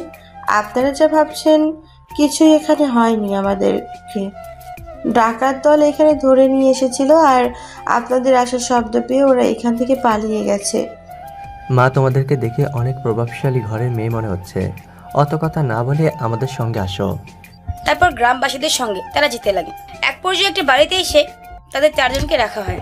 তারপর কাজে ডেকে নিয়ে এসে তাদের চারজনে বিয়ে পড়িয়ে দেওয়া হয়। গ্রামবাসী জোরাজুরিতে কেউ আর মানা করেন না। বিয়ের কাজ সম্পূর্ণ হলে গ্রামবাসী তাদেরকে গ্রামেই থাকতে বলে, কিন্তু তারা না থেকে গ্রামবাসীদেরকে উদ্দেশ্য করে বলতে লাগে স্বাধীন। না, আমরা যেতে পারবো একাই, আপনাদের কেউ আসতে হবে না। তারপর তারা এই বাড়ি থেকে বের হয়ে হেঁটে হেঁটে তাদের গ্রামের উদ্দেশ্যে রওনা হয়। নিচে পেয়ে চারজনের রাস্তা দিয়ে হাঁটছে, কারোর মুখে কোনো কথা নেই। এক পর্যায়ে সৌরভ বলে ওঠে, তুই যে গ্রামবাসীদেরকে বললি একা যেতে পারবি, এখন যদি আবার তখনকার মতো আমাদের সামনে ডাকাত আসে তখন? না, এখন কোনো সমস্যা হবে না, কারণ ডাকাতগুলো অনেক ভয় পেয়েছে আর সেখান থেকে চলে গেছে। পপি, রিয়া, স্বাধীন সৌরভের কথাগুলো চুপচাপ শুনছে। তাদের মুখ থেকে কোনো কথা ফুটছে না। কিছুদিন যাওয়ার পর রিয়া বলে ওঠে, হায় রে কপাল, বিয়ে করবো না বলে পালিয়ে আসলাম গ্রামে, আর গ্রামে এসে বিয়েই হয়ে গেল। এমন কথা শুনে কঠোর গলায় বলে ওঠে পপি, এই বিয়ে আমি মানি না। আমি কখনোই গ্রামের ছেলেকে নিজের বর হিসেবে পরিচয় দিতে পারবো না। পপির মুখ থেকে এমন কথা শুনে স্বাধীন সৌরভ পিছনের দিকে তাকিয়ে রাগের দৃষ্টিতে পপির দিকে কিছুক্ষণ তাকিয়ে থেকে আবার হাঁটতে লাগে বাসার উদ্দেশ্যে। হাঁটতে হাঁটতে এক পর্যায়ে ফজর আজান দিয়ে দেয়। চারিদিক থেকে আলো ফুটতে লাগে। হাঁটতে হাঁটতে এক পর্যায়ে বাসার সামনে চলে আসে তারা। তারপর সৌরভ তার বাসার উদ্দেশ্যে চলে যায়। অন্যদিকে স্বাধীন, পপি, রিয়া বাসায় প্রবেশ করতে দেখতে পায় স্বাধীনের মা ওখানে দাঁড়িয়ে আছে। স্বাধীনের মেয়েগুলোকে আসতে দেখে স্বাধীনের মা স্বাধীনের কাছে গিয়ে বলতে লাগে, তোরা ঠিক আছিস বাবা? সেই রাতে বের হয়েছিস আর আসলেই মাত্র, এতক্ষণ তোরা কোথায় ছিলি? স্বাধীনের মায়ের এমন প্রশ্নে কি বলবে কিছু বুঝে উঠতে পারছে না সে। তারপর নিজেকে সামলে নিয়ে স্বাধীন তার মাকে উদ্দেশ্য করে বলতে লাগে, মা, ঘুরতে ঘুরতে কথা দিয়ে সময় পার হয়ে গেছে, আমরা বুঝতে পারিনি। তাই বলে পুরো একটা রাত তোরা বাইরে থাকবে? গ্রামের মানুষ দেখলে তোদের নানান ধরনের কথা বলতো। মেয়েগুলো হয়তো জানে না, কিন্তু তুই তো ভালো করেই জানিস। মা, শুধু আমি জানি আমার সঙ্গে সৌরভকেও নিয়ে গিয়েছিলাম। ভালো করেছিস। যা, যে যার রুমে গিয়ে ফ্রেশ হয়ে একটু ঘুমিয়ে নে। তোদের দেখে তো মনে হচ্ছে অনেক ক্লান্ত হয়ে আছিস তোরা। তারপর যে যার রুমে চলে যায়। ওদিকে স্বাধীন সোজা তার রুমে গিয়ে ঘুমিয়ে পড়ে। আর অন্যদিকে পপি রুমে গিয়ে তার ব্যাগ থেকে সিম কার্ডটি বের করে তার ফোনে লাগায়। সিম কার্ডটি ফোন লাগাতে দেখতে পায় তার বাবা অনগরিন মেসেজ করে আর ফোন। একটু পর আবার পপির ফোনে একটা ফোন আসে। তখন পপি ফোন রিসিভ করতে ওপাশ থেকে পপির বাবা বলতে লাগে, মা, তুই কোথায় আছিস? জলদি বাসায় ফিরে আয়। তোকে আর বিয়ের কথা আমি কখনই বলবো না। তোর মন ইচ্ছা মতো তুই বিয়ে করিস। পপির বাবা কান্না মিশ্রিত কণ্ঠে বলা কথাগুলো শুনছে পপি, কোনো কথা বলছে না। তখনই পপির বাবার হাত থেকে অথবা পপির মার ফোনটা নিয়ে পপির মাকে বলতে লাগে, তুই কোথায় আছিস মা? জানতে চাইবো না? জলদি বাসায় ফিরে আয়। তোকে ছাড়া বাসাটা খালি খালি লাগছে, আর আমরা কখনোই তোকে বিয়ে দিতে উঠে পড়ে লাগবো না। তোর মন ইচ্ছে মতোই চলিস। পপি তার মায়ের কথা শুনে দীর্ঘ একটা নিঃশ্বাস ফেলে পপি বলতে লাগে, বাবা মা, তোমরা আমাকে নিয়ে চিন্তা করো না, আমি ভালো আছি আর আমি বাসায় ফিরে আসছি। মা, তোর সঙ্গে কি রিয়াও আছে? হ্যাঁ আছে, কেন বলো তো? না মানে রিয়ার মা রিয়ার জন্য চিন্তা করতে করতে অজ্ঞান হয়ে পড়ে রিয়ার মাকে হাসপাতালে ভর্তি করতে হয়। তোরা যেখানে আছিস জলদি চলে আয়। আমরা যার ভয়ে ছিলাম তা তো হয়েই গেল। পপি রেগে গিয়ে রিয়ার দিকে তাকিয়ে বলে ওঠে, আমরা যে বিয়ে করেছি এর কোনো প্রমাণ আছে? আমরা এখান থেকে চলে গেলে ছেলেগুলো আমাদেরকে কখনোই খুঁজে পাবে না। রিয়া মাথা দিয়ে না বুঝায়। তাহলে ভাব যে একটা অতীত পার করে এসেছিস, কালো রাত্রে কথা, আর কখনোই সে রাত্রের কথা মনের ভুলেও কারো কাছে বলবি না, আর স্মৃতি থেকে মুছে ফেল, এতে আমাদের জন্যই ভালো হবে। শোন, তুই যা বলতে চাচ্ছিস তা বুঝতে পেরেছি আমি, কিন্তু মানুষের বিয়ে একবারই হয়, দুইবার হয় না। হঠাৎ করে হোক আর জবরদস্তি ভাবেই হোক আমাদের বিয়ে হয়ে গেছে ওই ছেলেগুলোর সঙ্গে। আমাদেরকে এখন মানাইতেই হবে। দাও তো, বিয়ে হয়ে গেছে, তখন ডিভোর্স দেওয়া যাবে। ঢাকায় গিয়ে পরিবেশটা ঠান্ডা হলে ডিভোর্স পাঠিয়ে দিব। তাদের দুজনে কথা বলার মাঝে স্বাধীনের মা রুমে এসে মেয়েগুলো উদ্দেশ্য করে বলতে লাগে, শোনো মা, তোমরা ঘুমিয়ে নাও। এখন না ঘুমালে তোমাদের অনেক খারাপ লাগবে, আর ঘুমিয়ে নিলে তোমাদের মাইন্ডটা ফ্রেশ হবে। স্বাধীনের মায়ের মুখ থেকে ইংরেজি শব্দ শুনতে পেয়ে পপি আর রিয়া অবাক হয়ে স্বাধীনের মায়ের দিকে বড় বড় চোখ করে তাকিয়ে থাকে। তখন রিয়া স্বাধীনের মাকে উদ্দেশ্য করে বলতে লাগে, আচ্ছা আন্টি, কিছু মনে না করলে একটা কথা বলতাম আপনাকে। আমাকে জিজ্ঞেস করো, সমস্যা নেই। আচ্ছা আন্টি, আপনি গ্রামের একটা সামান্য কৃষকের স্ত্রী হয়ে ইংরেজি বলতে পারেন কিভাবে? রিয়ার কথা শেষ হতেই স্বাধীনের মায়ের মুখে একটা মুচকি হাসি রেখা ফুটে ওঠে। স্বাধীনের মায়ের মুচকি হাসি বোঝার ক্ষমতা রিয়া আর পপের হলো না। তখন রিয়া স্বাধীনের মাকে উদ্দেশ্য করে আবারও বলে ওঠে, আন্টি, আপনি হাসছেন কেন? শোনো মা, তোমাদের একটা সত্য কথা বলি, শুনলে তো তোমরা হয়তো অবাক হবে। আমিও তোমাদের মতন সব ভ্রান্ত পরিবারের মেয়ে। স্বাধীনের বাবার সঙ্গে আমার পরিচয় হয় আমার নানা বাড়ি এসে। তারপর থেকে স্বাধীনের বাবার সঙ্গে আমার সম্পর্ক হয়। তারপর আমরা দুইজন প্রেম করি কিছুদিন। কিছুতেই স্বাধীনের নানা নানি স্বাধীনের বাবার সঙ্গে বিয়ে দিতে চাচ্ছিল না। পরে জোর করে অন্য একটি ছেলের সঙ্গে আমার বিয়ে ঠিক করে, আর আমি বিয়ের দিন আমাদের বাড়ি থেকে পালিয়ে স্বাধীনের বাবার সঙ্গে কাজী অফিসে গিয়ে বিয়ে করি। তখনই আমার বাবা আমাকে ত্যায্যপুত্রী করে দেয়। তারপর থেকে আমার বাবা মায়ের সঙ্গে আমার কোনো পরিচয় নেই, শুধু আমার ভাইয়ের সঙ্গে মাঝে মধ্যে ফোনে কথা হয় আর মাঝে মধ্যে এখানে আসে। স্বাধীনের মায়ের কথাগুলো শুনে পপি আর রিয়া থ মেরে যায়। আচ্ছা মা, বেশি কথা না বলি, তোমাদের অনেক ডিস্টার্ব হচ্ছে নিশ্চয়ই, ঘুমিয়ে পড়ো, আর আমি রান্না করে তোমাদের ডেকে তুলবো। কথাটি বলে স্বাধীনের মা রুম থেকে বেরিয়ে যায়। স্বাধীনের মা রুম থেকে চলে যেতে রিয়া পপিকে উদ্দেশ্য করে বলতে লাগে, দেখছিস ভালোবাসার কি? বাবা মার মায়ায় ত্যাগ করতে পারছে, কিন্তু ভালোবাসার মায়া ত্যাগ করতে পারে নাই। সামান্য একটা ছেলের সঙ্গে এসে সুখী সংসার করছে। তারপর তারা দুজনে ঘুমিয়ে পড়ে। অন্যদিকে স্বাধীনের মা কিচেন রুমে গিয়ে রান্না করতে লাগেন। রান্না শেষ হতে স্বাধীনের মা খাবারগুলো গুছিয়ে স্বাধীনকে ডাক দেয়। স্বাধীন শোয়া থেকে উঠে ফ্রেশ হয়ে নেয়। অন্যদিকে মেসেঞ্জারে টুংটাং শব্দে রিয়ার ঘুম ভেঙে যায়। ফোনটা হাতে নিয়ে দেখে সৌরভ অনেকগুলো SMS করেছে তাকে। তারপর এক এক করে সৌরভের প্রত্যেকটা SMS এর অ্যান্সার দিতে থাকে সে। হঠাৎ ঘুম ভেঙে যায় পপির। রিয়ার দিকে তাকিয়ে কারোর সঙ্গে কথা বলতে দেখে পিছন থেকে রিয়াকে উদ্দেশ্য করে পপি বলতে লাগে, কিরে রিয়া, তুই কার সঙ্গে কথা বলছিস? রিয়া পপির কথা শুনে ভেবাচাকা খেয়ে যায়। কি বলবে বুঝতে না পেরে পপিকে উদ্দেশ্য করে রিয়া বলে, আরে কেউ না, এমনিতে বড় ভাইয়ের কাছে ফোন করেছিলাম, মার কেমন অবস্থা এখন তাই জিজ্ঞেস করছিলাম। কই, তুই তো তোর সিম মোবাইল তুলিসনি, তাহলে কিভাবে তোর ভাইয়ের সঙ্গে কথা বলছিস? ইয়াল্লা রে, কি বলতে কি বলে ফেললাম। এখন তো এই পাগলি আমাকে জ্বালিয়ে পুড়িয়ে মারবে যদি বুঝতে পারে সৌরভের সঙ্গে আমি কথা বলছি। আরে ভাইয়ার নাম্বার আমার ফোনে সেভ করা ছিল, আর নতুন সিম থেকে ভাইয়াকে ফোন করেছিলাম। ও তাই বল। রুম থেকে স্বাধীন ফ্রেশ হয়ে তার মায়ের কাছে আসতে স্বাধীনকে উদ্দেশ্য করে স্বাধীনের মা বলতে লাগে, বাবা যা তো মেয়েগুলোকে ডেকে নিয়ে আয়। তারপর স্বাধীনের মায়ের কাছে থেকে উঠে এসে মেয়েগুলোকে দরজা গিয়ে কর্নারতে লাগে। অন্যদিকে পপি আর রিয়া বসে থেকে দুজনে কথা বলছিল। হঠাৎ দরজার কর্নার থেকে দরজা দিয়ে খুলে দেখে স্বাধীন দাঁড়িয়ে আছে। পপিকে কিছু বলতে না দিয়ে স্বাধীন বলে ওঠে, মা, আপনাদের দুজনকে ডাকছে খাবার খাওয়ার জন্য, জলদি আসেন। তারপরে পপি আর রিয়া বসে থেকে উঠে কলের পাড়ে গিয়ে ফ্রেশ হয়ে খাবার খেতে বসে পড়ে। খাবার খাওয়া এক পর্যায়ে স্বাধীনের মা মেয়েগুলোকে উদ্দেশ্য করে বলতে লাগে, জানি না তোমরা কি খাও, কিন্তু আমাদের যা যতটুকু সামর্থ্য আছে আমরা তোমাদের ততটুকু সামর্থ্য অনুযায়ী খাওয়াচ্ছি। আন্টির সমস্যা নেই, আমরা আপনার হাতের রান্নার কথা কখনোই ভুলতে পারবো না।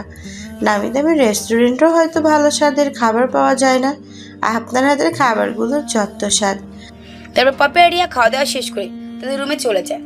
রুমে এসে পপি রিয়াকে উদ্দেশ্য করে বলতে লাগে, কালকে রাতে অনেক ঘুরোঘুরি করা হয়েছে, আর ঘুরতে চাই না। এর থেকে চল বাসায় চলে যাই, মা বাবা অনেক চিন্তা করছে। হ্যাঁ তাই কর, চল বাসায় চলে যাই। তারপরে তারা দুজন দুই রুম থেকে বের হয়ে দেখে স্বাধীনের মা বারান্দার ঘরে বসে কি যেন করছে। পপি আইডিয়া স্বাধীনের মার কাছে গিয়ে এগিয়ে বলতে লাগলো, আন্টি কি করছেন এগুলো আপনি? তোমাদের জন্য রান্না করছি, এটা হচ্ছে হাঁস। আমাদের হাঁস ছিল, তোমাদের জন্য এটা রান্না করব এখন। আন্টি আমাদেরকে তো বাসায় ফিরতে হবে, আর কতদিন এখানে থাকবো বলেন? ওমা কি বলছো? কালকে তো আসলে থাকো, গ্রামটা ভালোভাবে ঘুরে ঘুরে দেখো। না আন্টি, কালকে গ্রামটা যতটুকু দেখেছি ততটুকু দেখেই মন ভরে গেছে। আচ্ছা, যখন তোমরা আর থাকবে না, তোমরা শহরে চলে যাবে, বিকেলের দিকে রওনা দিও। ওকে আন্টি, তাহলে আমরা রুমে গিয়ে রেস্ট নেই। তারপর তারা দুজন রুম থেকে বের হয়ে দেখে স্বাধীনের মা রান্নাঘরে বসে থেকে কি যেন করছে। পপি আর রিয়া স্বাধীনের মার কাছে এগিয়ে গিয়ে বলতে লাগে। তারপর পপি আর রিয়া রুমে গিয়ে শুয়ে থেকে রেস্ট নিতে থাকে। অন্যদিকে স্বাধীন তার বাবার সঙ্গে ধান খেতে গিয়ে কাজ করতে লাগে। স্বাধীনের বাবা অনেকবার নিষেধ করার পরও স্বাধীন তার বাবার কোনো কথা না শুনে তার বাবার সঙ্গে কাজ করতে লাগে। ধান খেতে কাজ শেষ করে স্বাধীন আর তার বাবা দুপুরের দিকে বাসায় চলে আসে। স্বাধীনের এই অবস্থা দেখে রিয়া আর পপি হাসছে। সেদিন ওইদিকে কোনো কর্ণপাত না দিয়ে টিউবওয়েলে গিয়ে গোসল করে, তার রুমে গিয়ে জামা কাপড় পরে তার মায়ের সঙ্গে রান্নার কাজে হেল্প করতে লাগে। তখনই পেছন থেকে পপি আর রিয়া বলে ওঠে, কি ভাইয়া, আপনি দেখছি রান্নাও করতে পারেন, তা কি কি রান্না করতে পারেন আপনি? বলো না, ওকে আমি কতবার করে নিষেধ করেছি, তারপর ঠিক আমার সঙ্গে এসে রান্নার কাজে সাহায্য করবে। তা ভাইয়া বলেন, আপনি কি কি রান্না করতে পারেন? বেশি কিছু পারি না, তা রান্না করতে পারি, খিচুড়ি রান্না করতে পারি আর ডিম ভাজতে পারি। তখন পপির দিকে রিয়া তাকিয়ে বলতে লাগে, দোস্ত, তাহলে তোর তো কপালই খুলে গেল, তোর বর রান্নাও করতে পারে।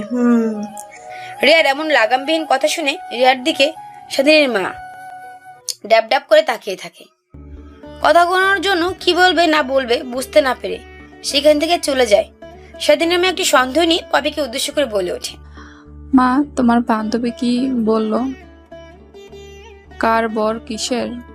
স্বাধীন আর স্বাধীনের মার কথা বলতে বলতে এক পর্যায়ে রান্না শেষ হলে, যা বাবা, তুই তোর রুমে গিয়ে রেস্ট নে, খাবারগুলো গোছগাছ করে তোকে ডাক দিব, তখন আসিস। মায়ের কথা অনুযায়ী স্বাধীনের মায়ের কাছ থেকে উঠে তার রুমে চলে আসে। অন্যদিকে স্বাধীনের মা খাবারগুলো সুন্দরভাবে গোছাতে লাগে। গোছানো শেষ হলে স্বাধীনের রুমে গিয়ে স্বাধীনের মা বলতে লাগে, বাবা, খাবার গোছানো শেষ হয়েছে, চল জলদি খেয়ে নিবি, আর শোন, মেয়েগুলোকেও ডেকে নিয়ে আয়। তারপর স্বাধীন শোয়া থেকে উঠে পপি আর রিয়াকে ডাকে খাবার খাওয়ার জন্য। একটু রিয়া আর পপি এসে বসে খেতে লাগে। খাওয়া দাওয়া এক পর্যায়ে স্বাধীনের বাবা মেয়েগুলোকে উদ্দেশ্য করে বলে ওঠে, শুনলাম মা তোমার নাকি চলে যাবে। খাবার মাঝে রিয়া মাথা দিয়ে হা বুঝায়, আর 2টা দিন থেকে গেলে হতো না? তোমরা এই গরিবদের বাসায় কি খেলে না খেলে কিছুই জানি না। জানি না আঙ্কেল, আপনি কি মনে করবেন, বাট আমরা এর আগে কখনোই এত খাবার খাইনি। এরকম প্রতিনিয়ত খাবার খেতে খেতে নিজেকে বোরিং ফিল করছিলাম, তার জন্য শহর ফেলে গ্রামে আসা। আর গ্রামে এসে যে এত সুন্দরভাবে একটা বাড়িতে থাকতে পারবো, প্লাস ঘুরতেও পারবো, আমরা কখনো কল্পনাই করিনি। তারপর খাওয়া দাওয়া শেষ করে আরো কিছু কথা বলে স্বাধীনের বাবা সেইখান থেকে চলে যায় বাজারে। তারপর রিয়া আর পাপি রুমে ঢুকে নিজেদের একটু পরে ব্যাগপত্র নিয়ে বেরিয়ে পড়ে। তখন রিয়া স্বাধীনের দিকে একটা কার্ড দিয়ে বলতে লাগে, এই একটা দিন তোমাকে অনেক বিরক্ত করেছি আমরা, ভুল ত্রুটি হলে মাফ করে দিও। আর কালকে রাতে যা ঘটেছে একটা পূর্ণ অতীত মনে করে খুলে যাও। আর এই হচ্ছে আমাদের কার্ড, ঢাকায় যদি যাও তাহলে অবশ্যই আমার সাথে দেখা করবে। তারপর স্বাধীন রিয়ার হাত থেকে কার্ডটা নেয়। তারপর স্বাধীনের মায়ের কাছ থেকে বিদায় নিয়ে তারা শহরের উদ্দেশ্যে বেরিয়ে পড়ে। এভাবে কেটে যায় একটা মাস। একদিন পপি তার রুমে বসে থেকে ফেসবুকিং করছিল। হঠাৎ তার বাবার রুমে এসে তাকে বলতে লাগে, শোন মা, তোকে বিয়ে দিয়ে তোর জামাইয়ের হাতে আমাদের ব্যবসা প্রতিষ্ঠানটা তুলে দিতে চাইছিলাম, কিন্তু তুই তো আর করলি না। এদিকে আমারও অনেক বয়স হয়ে গেছে, এখন আর অফিস করতে ভাল লাগে না। তাহলে এখন আমি কি করতে পারি বাবা বলো? আমি চাচ্ছিলাম যে তোর ইচ্ছা মতো তুই বিয়ে করে নিস, আর এখন তাহলে কোম্পানির দেখাশোনা তুই কর। অন্য কাউকে বিশ্বাস করে কোম্পানিটা তার হাতে তুলে দিলে যদি কোম্পানির অনেক লস হয়, এর থেকে তুই কাজ কর, অনেক ভালো হবে। আচ্ছা বাবা, তাহলে তোমার কথাই রইলো। কালকে আমাকে নিয়ে অফিসে যেও আর অফিসের প্রত্যেকটা স্টাফের সঙ্গে আমাকে পরিচয় করিয়ে দিও। এই তো আমার লক্ষ্মী মা, সব বুঝতে পারে। তারপর পপি বাবা রুম থেকে বেরিয়ে তার রুমে গিয়ে পপির মায়ের সঙ্গে আলাপ করতে লাগে। শোনো, এমন একটা মাস্টার মাইন্ড বুদ্ধি খাটিয়েছি আমি, তা বলা বাহুল্য। আমি পপিকে আমাদের ব্যবসা প্রতিষ্ঠানের সব দায়িত্ব দিয়ে দেব। তখন দেখবে বিরক্ত হয়ে এমনিতেই বলবে আমি আর অফিসে যেতে পারবো না। তখন ওকে বলবো তাহলে একটা বিয়ে করে নে, তারপর আমাদের পছন্দ করা ছেলেকে পপির সঙ্গে বিয়ে দিয়ে দেব। আইডিয়াটা কেমন, ভালো না? পপির মা মাথা দিয়ে হা বুঝায়। অন্যদিকে স্বাধীন মাঠে খেলতে যাচ্ছিল। সৌরভকে কারোর সঙ্গে কথা বলতে দেখে সৌরভের দিকে এগিয়ে যায় স্বাধীন। হঠাৎ স্বাধীনকে দেখতে পেয়ে সৌরভ ভেবেচাকে খেয়ে যায়। তারপর সৌরভ ফোন হাতে রেখে স্বাধীনের সামনে আসে। স্বাধীন সৌরভের উদ্দেশ্য করে বলে ওঠে, কি রে, তুই আবার কার সঙ্গে ঘন্টার পর ঘন্টা কথা বলছিস? কেউ না, এই এমনি তেমন কেউ না। আচ্ছা, মেয়েগুলো যে ওই যে চলে গেল, এরপর থেকে তো আর ওদের খোঁজ খবর কিছুই পাইলাম না। তোর কাছে কি ওদের নাম্বার আছে? আমার কাছে একটা কার্ড দিয়ে গেছে, সেখানে ফোন নাম্বার আছে, কিন্তু আমি ফোন করে কথা বলবো আমার অতটুকু সাহস হয়নি। আর ওরা না বলেছিল ঢাকায় কি একটি বস লেটার পাঠিয়ে দিবে, কই? তখন সৌরভ কিছু একটা ভেবে স্বাধীনকে উদ্দেশ্য করে বলতে লাগে, তুই জিজ্ঞেস করছিলি না আমি কার সঙ্গে কথা বলছিলাম? হ্যাঁ, আমি কথা বলছিলাম রিয়ার সঙ্গে। সৌরভের এমন কথা শুনে স্বাধীন আকাশ থেকে পড়ে যায়। পরক্ষণ নিজেকে সামনে নিয়ে স্বাধীন সৌরভকে উদ্দেশ্য করে বলতে লাগে, কি রে, তুই ওর নাম্বার কই থেকে পাইলি? ওরা যাওয়ার সময় তো তোকেও দেখলাম না ওদের আশেপাশে, তাহলে কেমনে পাইলি ওর নাম্বার? আসলে আমি নাম্বার পাইনি, দিয়ে আমার থেকে রাত্রিতে কৌশলে আমার নাম্বারটা নিয়ে গেছে। আর ঢাকায় গিয়ে পরের দিন রাত্রিতে ফোন করে, আমাকে ওর পরিচয় দেয়, তারপর থেকে আমরা দুজনে ফোনে কথা বলি। আচ্ছা, তাহলে এই ব্যাপার। তোরা তো তলে তলে অনেক দূরে এগিয়েছিস। আচ্ছা চল মাঠে যাই, খেলবি না? তারপর তারা দুজনে মাঠে গিয়ে খেলতে লাগে। খেলার এক পর্যায়ে স্বাধীনের কাছে এসে একটা ছেলে দৌড়ে এসে বলতে লাগে, ভাই তোমার বাবা কেমন জানি করছে, তোমার মা জলদি তোমাকে বাসায় যেতে বললো। তারপর স্বাধীন খেলার মাঠ থেকে দৌড়াতে তার বাসার উদ্দেশ্যে বেরিয়ে পড়ে। স্বাধীন বাসায় এসে দেখে তার বাবার রুম থেকে কেমন যেন চেঁচামেচি শব্দ শোনা যায়। রুমে গিয়ে দেখতে পায় স্বাধীনের মা অজরে কান্না করছে।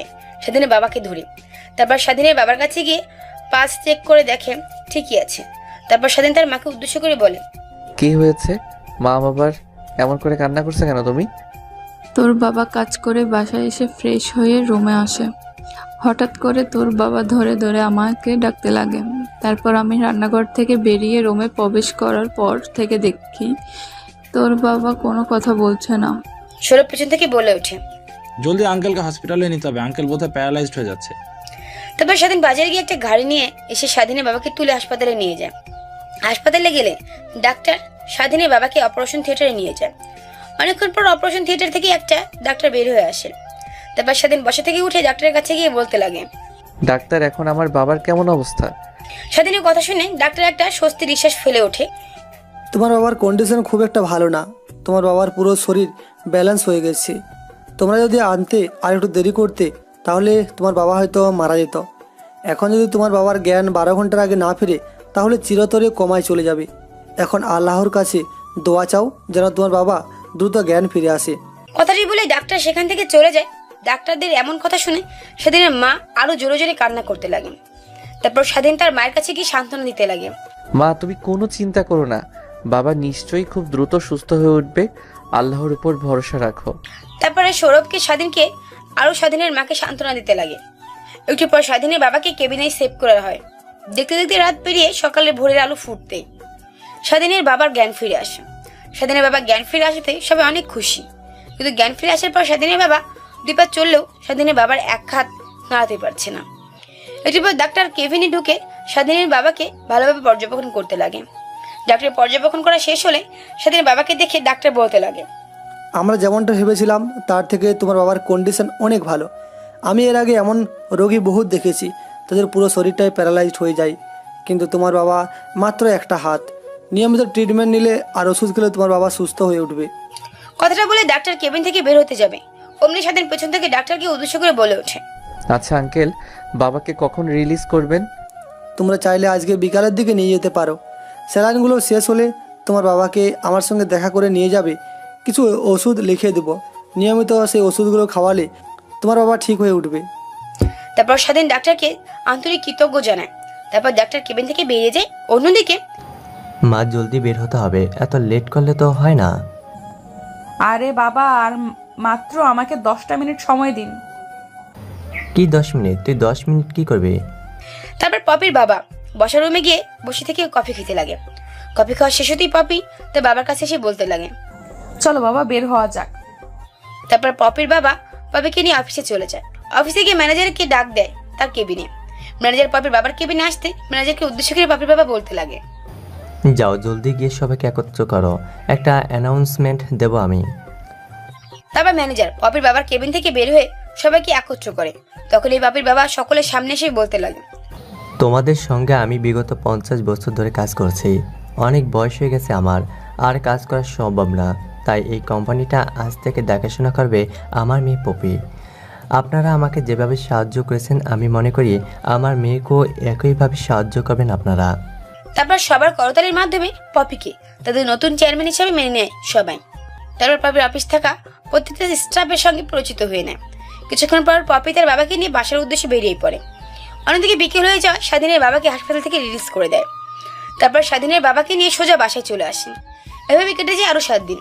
একদিন স্বাধীন তার রুমে শুয়েছিল।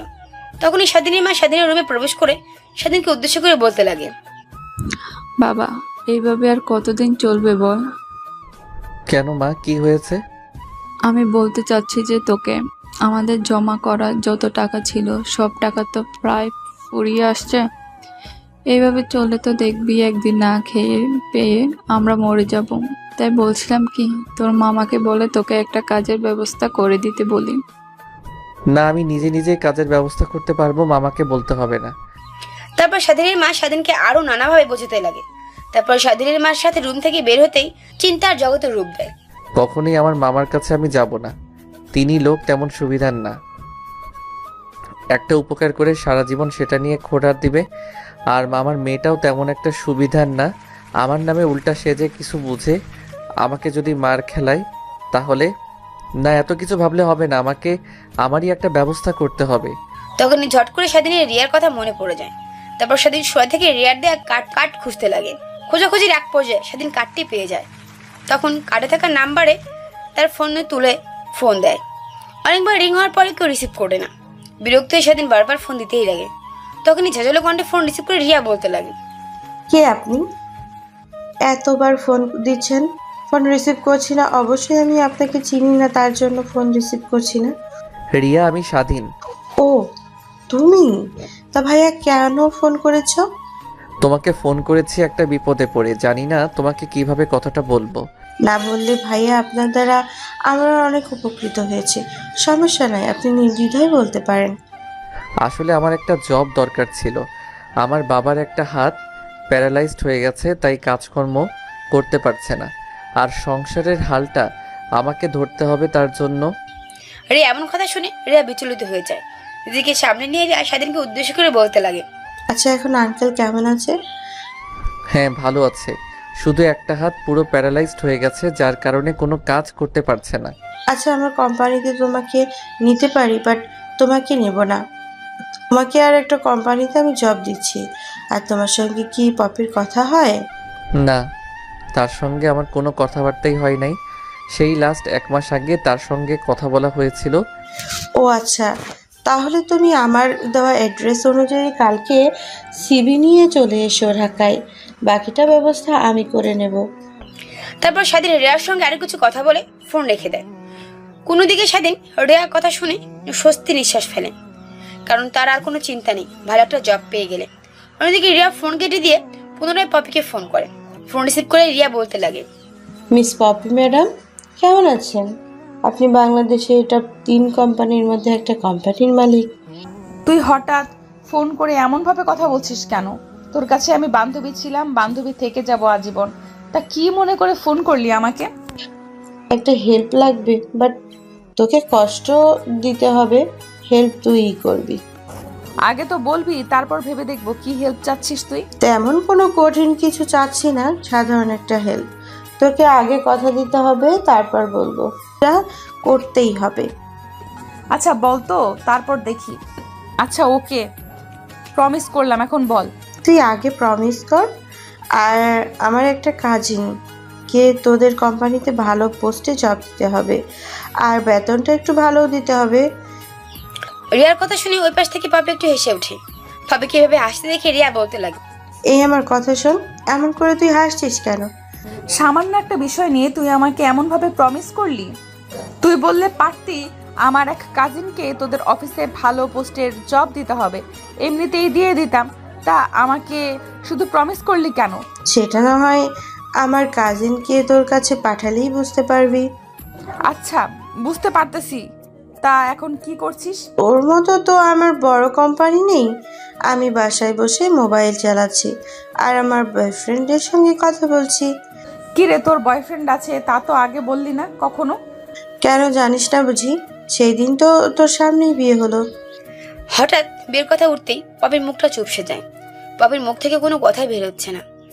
তখন এই পাশ থেকে রিয়া বলতে লাগে, কিরে, কথা বলছিস না কেন? আচ্ছা আমি ফোন রাখছি, একটা মিটিংয়ে যেতে হবে। আর তোর কোনো কাজিন আছে? কালকে তাহলে পাঠিয়ে দিস অফিসে। ওকে, আল্লাহ হাফেজ। তারপরে ফোন কেটে দিয়ে আনমনে পপি ভাবতে লাগে। আমিও তো পারতাম হিয়ার মতো স্বাধীনের সঙ্গে কথা বলতে, কিন্তু ওর নাম্বার তো আমার কাছে নেই। কিভাবে ওর সঙ্গে যোগাযোগ করব? ছি ছি পপি, এগুলো তুই কি ভাবছিস? সামান্য একটা ছেলে তোর কিনা বয়ফ্রেন্ড হবে? কথাগুলো তার মনে ভাবছিল পপি। অন্যদিকে স্বাধীনকে ভাত খাওয়ার জন্য ডাকতে আসে স্বাধীনের রুমে তার মা। স্বাধীন কথা বলে পিছন ঘুরে স্বাধীনের মাকে দেখতে পেয়ে স্বাধীনের মা কাছে গিয়ে বলতে লাগে, মা, একটা চাকরি জোগাড় করেছি ঢাকাতে। স্বাধীনের কথা শুনে স্বাধীনের মা একটু মুচকি হাসি দেয়। পরক্ষণ নিজেকে সামনে নিয়ে স্বাধীনের মা স্বাধীনেরকে উদ্দেশ্য করে বলতে লাগে, কে জোগাড় করে দিল? তুই কি নিজে নিজে জোগাড় করেছিস? না, আমাকে কিছুদিন আগে যে মেয়েগুলো এসেছিল সেই মেয়েগুলোর মধ্যে থেকে একজনের নাম্বার আমার কাছে ছিল, ফোন করে ওর বাবার কোম্পানিতে আমাকে জব দিয়ে দেয়। স্বাধীনের কথা শুনে স্বাধীনের মা অনেকটাই খুশি হয়। তারপর স্বাধীনকে উদ্দেশ্য করে বলতে লাগে, তা কবে রওনা হবি ঢাকার উদ্দেশ্যে? কালকে যেতে বলেছে আমাকে। তারপরেও মা, তোমাদেরকে ছেড়ে যেতে কেমন যেন লাগছে আমার। তোকে কোনো চিন্তা করতে হবে না, এদিকে আমি দেখব তো বাবাকে। তুই শুধু মন দিয়ে কাজ করবি। জীবনে বড় হতে হলে অনেক কিছুই স্যাক্রিফাইস করতে হয়, তুই হয়তো তা ভুলে গেছিস। এত কথা না বলে আয়, খাবার খেয়ে নে। তারপর স্বাধীন তার মার পিছু পিছু রুম থেকে বের হয়ে খাবার খেতে বসে পড়ে। খাবার খাওয়া শেষ হয়ে বিকেলের দিকে ঘুরতে বের হয় সৌরভকে নিয়ে। কিছুক্ষণ হাঁটাহাঁটি করার পর সৌরভ স্বাধীনকে উদ্দেশ্য করে বলে ওঠে, কিরে, তুই বলে ঢাকা যাচ্ছিস কালকে? তুই কি করে জানলি আমি কালকে ঢাকা যাচ্ছি? না মানে রিয়া বলছে আমাকে। হ্যাঁ, ঢাকা যাচ্ছি রিয়াকে বলে একটা কোম্পানিতে জব করতে। বাবার কন্ডিশনটা তো খুব একটা ভালো না, প্রতি সপ্তাহে অনেক টাকার ওষুধ লাগে, তাই চিন্তা করে ঢাকায় যাচ্ছি কাজ করতে। তুই তো গ্রামে থাকবি, সময় সময় গিয়ে বাবাকে একটু দেখে আসিস। তা নিয়ে তো টেনশন করতে হবে না। কথাগুলো বলতে বলতে খেলার মাঠে এসে দুজনেই খেলতে লাগে। বিকেলের দিকে সবাই বাসে চলে যায়। সেদিন বাসে এসে তার রুমে গিয়ে ব্যাগপত্র গুছিয়ে নেয়। তার সিভি সহ দরকারি কিছু কাগজপত্র গুছিয়ে নেয় স্বাধীন। তারপর রাতে খাওয়া দাওয়া শেষ করে সেদিন ঘুমিয়ে পড়ে। পরদিন সকালবেলা ঘুম থেকে উঠে তার বাবার কাছে চলে যায়। তারপর স্বাধীন গিয়ে তার বাবার পাশে বসে। স্বাধীন তার বাবার মাথায় হাত বোলাতে বোলাতে বলে, বাবা, তোমাদেরকে ছেড়ে যেতে আমার অনেক খারাপ লাগছে, বাট যেতেই হবে। নিজের দিকে খেয়াল রেখো, আর কোনো অসুবিধা হলে আমাকে ফোন করে জানাবে। নিজের দিকে একটু খেয়াল রাখবে। তুই আর টাইম টু টাইম খাবার খাবি, আর নিজের শরীরের দিকে যত্ন রাখবি। কোনো টেনশন করবে না আমাকে নিয়ে, আমি ঠিক মতো থাকবো, আর সময় মতো তোমাকে ফোন করে কথা বলবো আমি। তারপর স্বাধীন তার বাবার সঙ্গে আরো কিছু কথা বলে রুম থেকে বেরিয়ে খাওয়া দাওয়া শেষ করে আবার স্বাধীন বাবার সঙ্গে কিছু কথা বলে রুম থেকে বের হতে যাবে।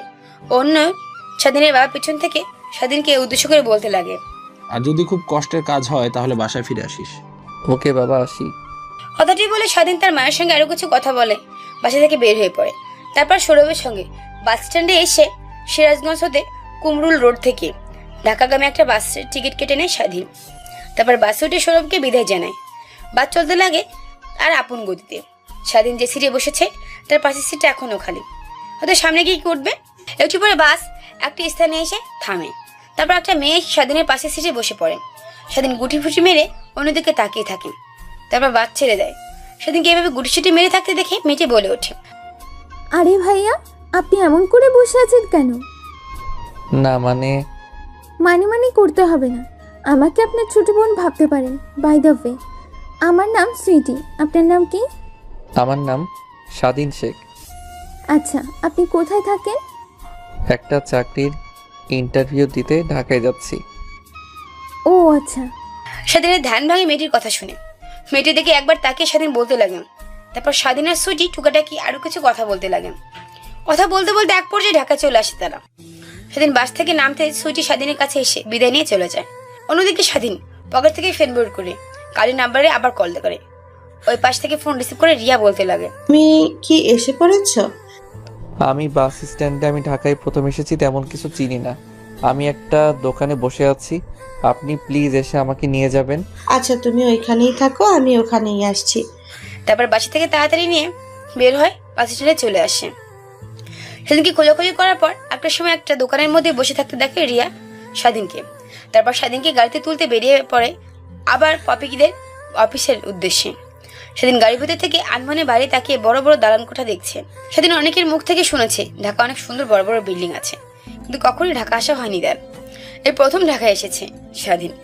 স্বাধীনের অমন ভাবে বাইরে তাকিয়ে থাকতে দেখে রিয়া স্বাধীনকে উদ্দেশ্য করে বলতে লাগে, আচ্ছা, তোমার কোনো আসতে অসুবিধা হয়নি তো?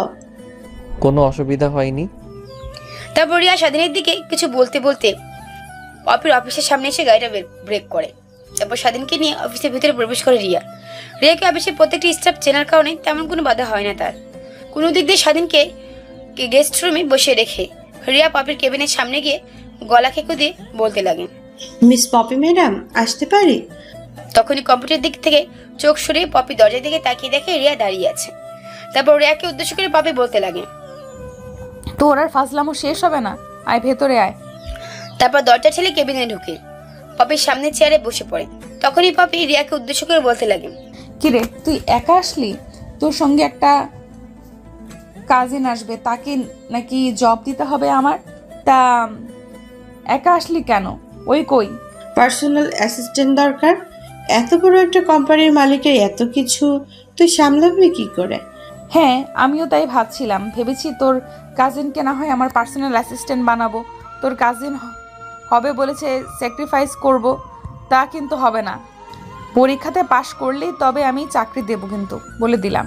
তা না হয় পরীক্ষা নিয়ে পাশ করলে চাকরি দিবি, কিন্তু আমাকে কথা দিয়ে যে আমার কাজিনকে দেখে তুই কোনো সিন ক্রিয়েট করবি না। না, করব না। আচ্ছা তুই বলতো, তোর কাজিন এমন কে যে তাকে দেখলে আমি সিন ক্রিয়েট করব? সেটা না হয় তুই দেখলেই বুঝতে পারবি। কথাটা বলে রিয়া পপির কেবিন থেকে বেরিয়ে যায়। তারপর স্বাধীনের কাছে গিয়ে বলতে লাগে, ওই যে কেবিনটা দেখছো, তুমি ওই কেবিনে চলে যাও। ওইখানে তোমার ইন্টারভিউ নেওয়া হবে। ইন্টারভিউ যদি টিকতে পারো তাহলে তোমাকে অবশ্যই চাকরি দেওয়া হবে। অনেক অনেক ধন্যবাদ আপনাকে। জানেন না এই জবটা আমার কতটা দরকার ছিল। ধন্যবাদ দিয়ে ছোট করতে হবে না, তোমার দ্বারা আমার অনেক উপকৃত হয়েছি। ধরতে গেলে তারই একটা প্রতিদান দিলাম আমরা। রিয়ার কথা শুনে স্বাধীন বসা থেকে উঠে সেই কেবিনের দরজার দিকে যায়। স্বাধীন, আসতে পারি ম্যাম? চেনা কণ্ঠস্বর শুনতে পেয়ে পপি দরজার দিকে তাকিয়ে দেখে স্বাধীন। অন্যদিকে স্বাধীন কেবিনের ভিতরে পপিকে দেখতে পেয়ে ভেবাচাকা খেয়ে যায়। দরজা বন্ধ করে সেখান থেকে ফিরে আসতে যাবে, অমনি পপি বলে ওঠে, আরে কই যাচ্ছ, ভেতরে আসো। পপির কথা শুনে আটকে ওঠে স্বাধীন। তারপর দরজা ছেড়ে ভিতরে ঢুকে পপির সামনেই চেয়ারে বসে পড়ে স্বাধীন। পপি কিছুক্ষণ তার ল্যাপটপে কাজ করে স্বাধীন দিকে তাকিয়ে বলতে লাগে, তার মানে তোমার চাকরির জন্য সুপারিশ করেছিল আমার কাছে রিয়া? স্বাধীন মাথা দিয়ে হ্যাঁ বোঝায়। ও আচ্ছা, তা তোমার ছবিটা দাও। তারপর স্বাধীনের ব্যাগ থেকে সিবিটা বের করে পপির দিকে এগিয়ে দেয়। পপি স্বাধীনের হাত থেকে সিবিটা নিয়ে খুলে স্বাধীনের মার দেখে অবাক হয়ে যায়।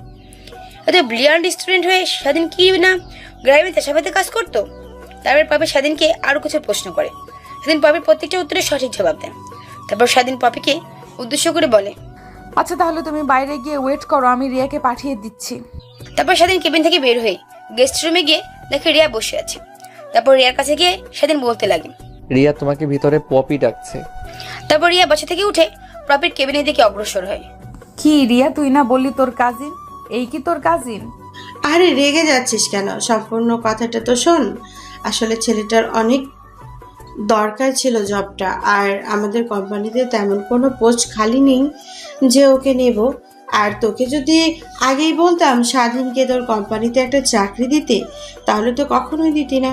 তাই প্ল্যান করে ওকে ঢাকায় নিয়ে এসে আর আমি বলি আমার কাজিনকে তোর কোম্পানিতে জব দিতে হবে।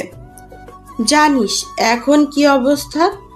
ওর বাবার একটা হাত পুরোটা প্যারালাইজড, কাজ করতে পারছে না। তাই ছেলেটা জবের জন্য আমাকে ফোন করেছিল। আচ্ছা ওয়েট, তোর নাম্বার কি করে পেলো স্বাধীন? আমি আসার সময় ওকে আমার ভিজিটিং কার্ড দিয়েছিলাম, আর ওইখানে আমার নাম্বার লেখা ছিল। হয়তো ওই কার্ড থেকে নাম্বারটা নিয়ে আমাকে ফোন করে। তোর তো কপাল ভালো, তোর ডাক্তার তোর কাছে চলে আসলো, আর আমারটা দেখা এখনো গ্রামেই পড়ে থাকলো। এত করে বললাম ঢাকায় চলে আসো, আমি আমার কোম্পানিতে বড় একটা পোস্টে চাকরি দিচ্ছি, কিন্তু সে আসবে না। বাবার সাথে খেতে কাজ করে খাবে বললো। কেমনটা লাগে? শেষে কিনা দেখ আমাকে ওই গ্রামে থাকতে হয়। থাকবি তাতে কি, আমার তো গ্রামে ভালো লাগে ঢাকার থেকে। আর আমারটা মানে তোর ভাব লক্ষণটা এমন যে সুবিধার না। আমি ওকে কখনোই আমার স্বামী হিসেবে গ্রহণ করব না। আর ও এসেছে তার মানে এই নয় যে ওকে জবাব দিতে হবে। ওর পারফরমেন্স, ওর সার্টিফিকেটের রেজাল্ট অনেক ভালো, তার কারণেই ওকে আমি চাকরি দিচ্ছি আমার পার্সোনাল পিএ হিসেবে। চাকরি যেহেতু দিলি, তাহলে একটা থাকার ব্যবস্থা করে দিস ছেলেটাকে। ঢাকা শহরে তেমন কিছু চেনে না, আমি ঠিক গিয়ে ওকে বাস স্ট্যান্ডে থেকে নিয়ে এসেছি। আচ্ছা আমি ব্যবস্থা করব একটা। আমাদের বাসার দোতলার 2টা রুম ফাঁকা থাকে, তাহলে ওকে একটা রুমে থাকার ব্যবস্থা করে দিব। এই তো আমার লক্ষ্মী বান্ধবী, সব বুঝতে পারছো। আচ্ছা তাহলে আমি যাই। আর স্বাধীনের দিকে খেয়াল রাখবি। কথাটা বলে পপি কেবিন থেকে বেরিয়ে যায় রিয়া। তারপর স্বাধীনের কাছে গিয়ে আরো কিছু কথা বলেন। পপির অফিস থেকে বেরিয়ে যায় রিয়া। তারপর পপি আর কেবিন থেকে স্বাধীনের কাছে এসে বলতে লাগে, আচ্ছা তোমার জব হয়ে গেছে, আমার পার্সোনাল অ্যাসিস্ট্যান্ট হিসেবে তুমি কাজ করবে। আর রিয়া বলল তুমি যেহেতু ঢাকায় নতুন এসেছো, তেমন কিছু চিনো না, আর থাকা খাওয়ার ব্যবস্থাও নেই, তাই তুমি আমার সঙ্গে আমার বাসায় গিয়ে থাকতে পারো। তারপর রিয়া অফিসে একটা স্টাফকে দেখে স্বাধীনের জন্য একটা ডেস্কের কার্ড তৈরি করতে বলে। তারপর স্বাধীনকে নিয়ে অফিস থেকে বের হয়ে গাড়ি করে তার বাসার উদ্দেশ্যে রওনা হয়। গাড়ি চলছে তার আপন গতিতে। পপি তার ফোন বের করে ফেসবুকিং করতে লাগে। হঠাৎ স্বাধীনের দিকে নজর যেতে দেখে স্বাধীন জানালা দিয়ে বাড়ির দিকে মনোমুগ্ধকর দৃষ্টিতে তাকিয়ে আছে। তখনই পপি স্বাধীনকে উদ্দেশ্য করে বলে, ঢাকা তোমার কেমন লাগছে? স্বাধীনের ঘোর ভাঙে পপির ডাক শুনে। তারপর পপির দিকে তাকিয়ে বলতে লাগে, হ্যাঁ অনেক ভালো লাগছে। তারপর আর কোনো কথা নাই, পিন পিন করে নীরবতা ব্রেস করে গাড়ির ভিতরে। একটু পর গাড়ি এসে একটা আলিশান বাড়ির সামনে ব্রেক করে। স্বাধীন তো বাড়িটার দিকে অবাক দৃষ্টিতে তাকিয়ে আছে। কারণ এরকম বাড়ির স্বাধীন কখনোই দেখেনি এর আগে। নিজেকে আর কন্ট্রোল করতে না পেরে স্বাধীন পপিকে উদ্দেশ্য করে বলে ওঠে, আচ্ছা এই বাড়িটা কার? এই বাড়িটা কি তোমাদের? পপির মাথা হাবদক বোঝায়। স্বাধীন তো অবাক হয়ে যায়। এত আলিশান বাড়ির মেয়ে নাকি তাদের বাড়িতে গিয়ে থেকেছে, সেটা ভেবে স্বাধীন অবাক হয়ে যায়। কিন্তু না ভেবে পপির পিছন পিছন বাড়ির ভিতরে প্রবেশ করে স্বাধীন। পপি স্বাধীনকে নিয়ে বসার রুমে চলে যায়। বসার রুমে গিয়ে দেখতে পায় আগে থেকেই সেখানে পপির বাবা বসে টিভি দেখছেন। পপির সাথে একটা ছেলেকে দেখতে পেয়ে পপির বাবা বড় বড় চোখ করে পপির দিকে তাকিয়ে বলতে লাগেন, আচ্ছা মা, এই ছেলেটাকে? বাবার এমন প্রশ্ন ভুরু খুসকে পপি তার বাবাকে উদ্দেশ্য করে বলতে লাগে, আর বলো না বাবা, এটা হচ্ছে রিয়ার কাজিন, গ্রাম থেকে এসেছে। আর ওদের কোম্পানিতে ভালো কোনো পোস্ট খালি না থাকায় আমার পার্সোনাল পিএ হিসেবে ওকে রেখেছি। আর আমার অফিস থেকে রিয়াদের বাসা অনেক দূর, তা তো তুমি জানোই। পপির বাবা স্বাধীন দিকে কিছুক্ষণ তাকিয়ে থেকে স্বাধীনকে কিছু প্রশ্ন করে। স্বাধীন পপির বাবার প্রশ্নে বিচলিত না হয়ে প্রশ্নের উত্তর দিতে লাগে। পপির বাবা স্বাধীনের সাথে আর কিছুক্ষণ কথা বলতেই তারা দুজন ফ্রি হয়। পপির বাবা স্বাধীনের এমন সরলতার অনেক পছন্দ হয়। অন্যদিকে পপি আর মনে হয় পঞ্চালিত যখন পপিকে উদ্দেশ্য করে বলতে লাগে, আচ্ছা, আমার ছেলেটা অনেক ভালো লেগেছে। ওকে আমাদের দোতলার রুমটা দেখিয়ে দেয় আর আমাদের এখানে খাবার দাবার করবে। সময় সময় না হয় একটু বাজারে গিয়ে বাজার করে দিল। আমাদের বয়স হয়ে গেছে আর তেমন বাজার যেতে পারি না আমি। Okay uncle. তারপর স্বাধীন তার রুমে চলে যায়। বিকেলের দিকে সাদে গিয়ে বসে থেকে ব্যস্ত নগরীতে দেখতে লাগে স্বাধীন। একটু পর সাদে পপি আসে। এক পলক স্বাধীনের দিকে তাকিয়ে অন্য পাশে গিয়ে মোবাইল চালাতে লাগে। স্বাধীন এক পলক পপির দিকে তাকায়। স্বাধীনের সেদিকে কোনো ভ্রুক্ষেপই নেই, ব্যস্ত না ওরা দেখতে লাগছে। হঠাৎ করে তার মনে পড়ে যায় ফোন করে তার মা বাবাকে জানানো হয়নি। তখনই দৌড়ে স্বাধীন তার রুমে গিয়ে বাটন ফোনটি নিয়ে সাদে এসে তার মার কাছে ফোন করে। কেমন আছিস রে বাবা? তুই কি ঢাকায় গিয়ে পৌঁছেছিস? আমি অনেক আগেই পৌঁছেছি, আর চাকরিটা হয়ে গেছে। শোন, মনোযোগ দিয়ে কাজ করবি, আর তোর বাবাকে নিয়ে তোর টেনশন করতে হবে না। তোর বাবা ধীরে ধীরে সুস্থ হচ্ছে। ওষুধ কি আছে না ফুরিয়ে গেছে?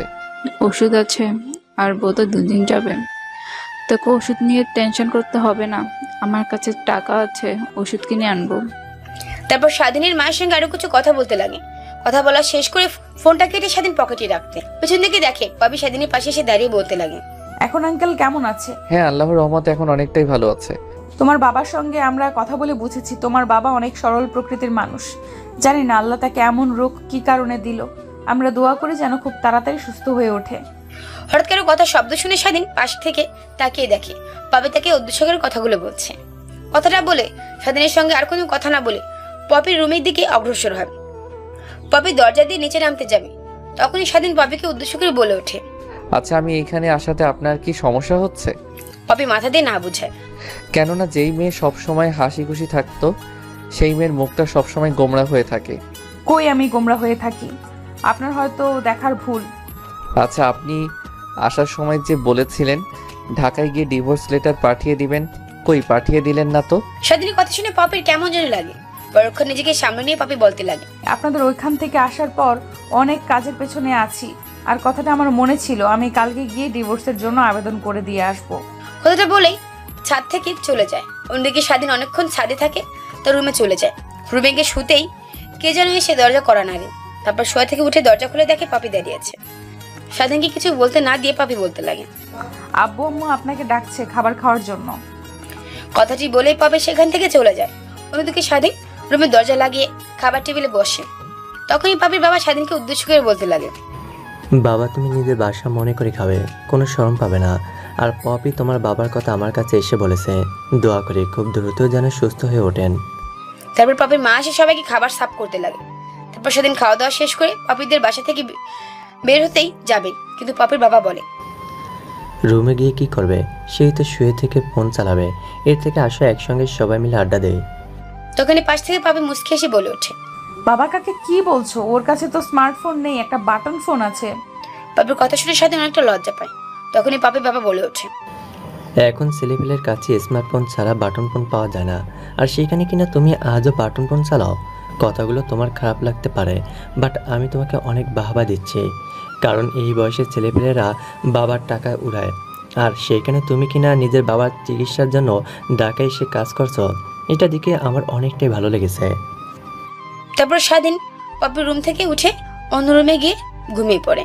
পরদিন সকালবেলা স্বাধীনের ঘুম ভাঙে আজানের শব্দে। তারপর শোয়া থেকে উঠে ওয়াশরুমে গিয়ে অজু করে জায়নামাজে বিছিয়ে নামাজ পড়ে স্বাধীন। নামাজ পড়া শেষ হলে স্বাধীন ছাদে গিয়ে বসে থাকে। সকালে মনোমুগ্ধকর পরিবেশটা উপভোগ করতে লাগে।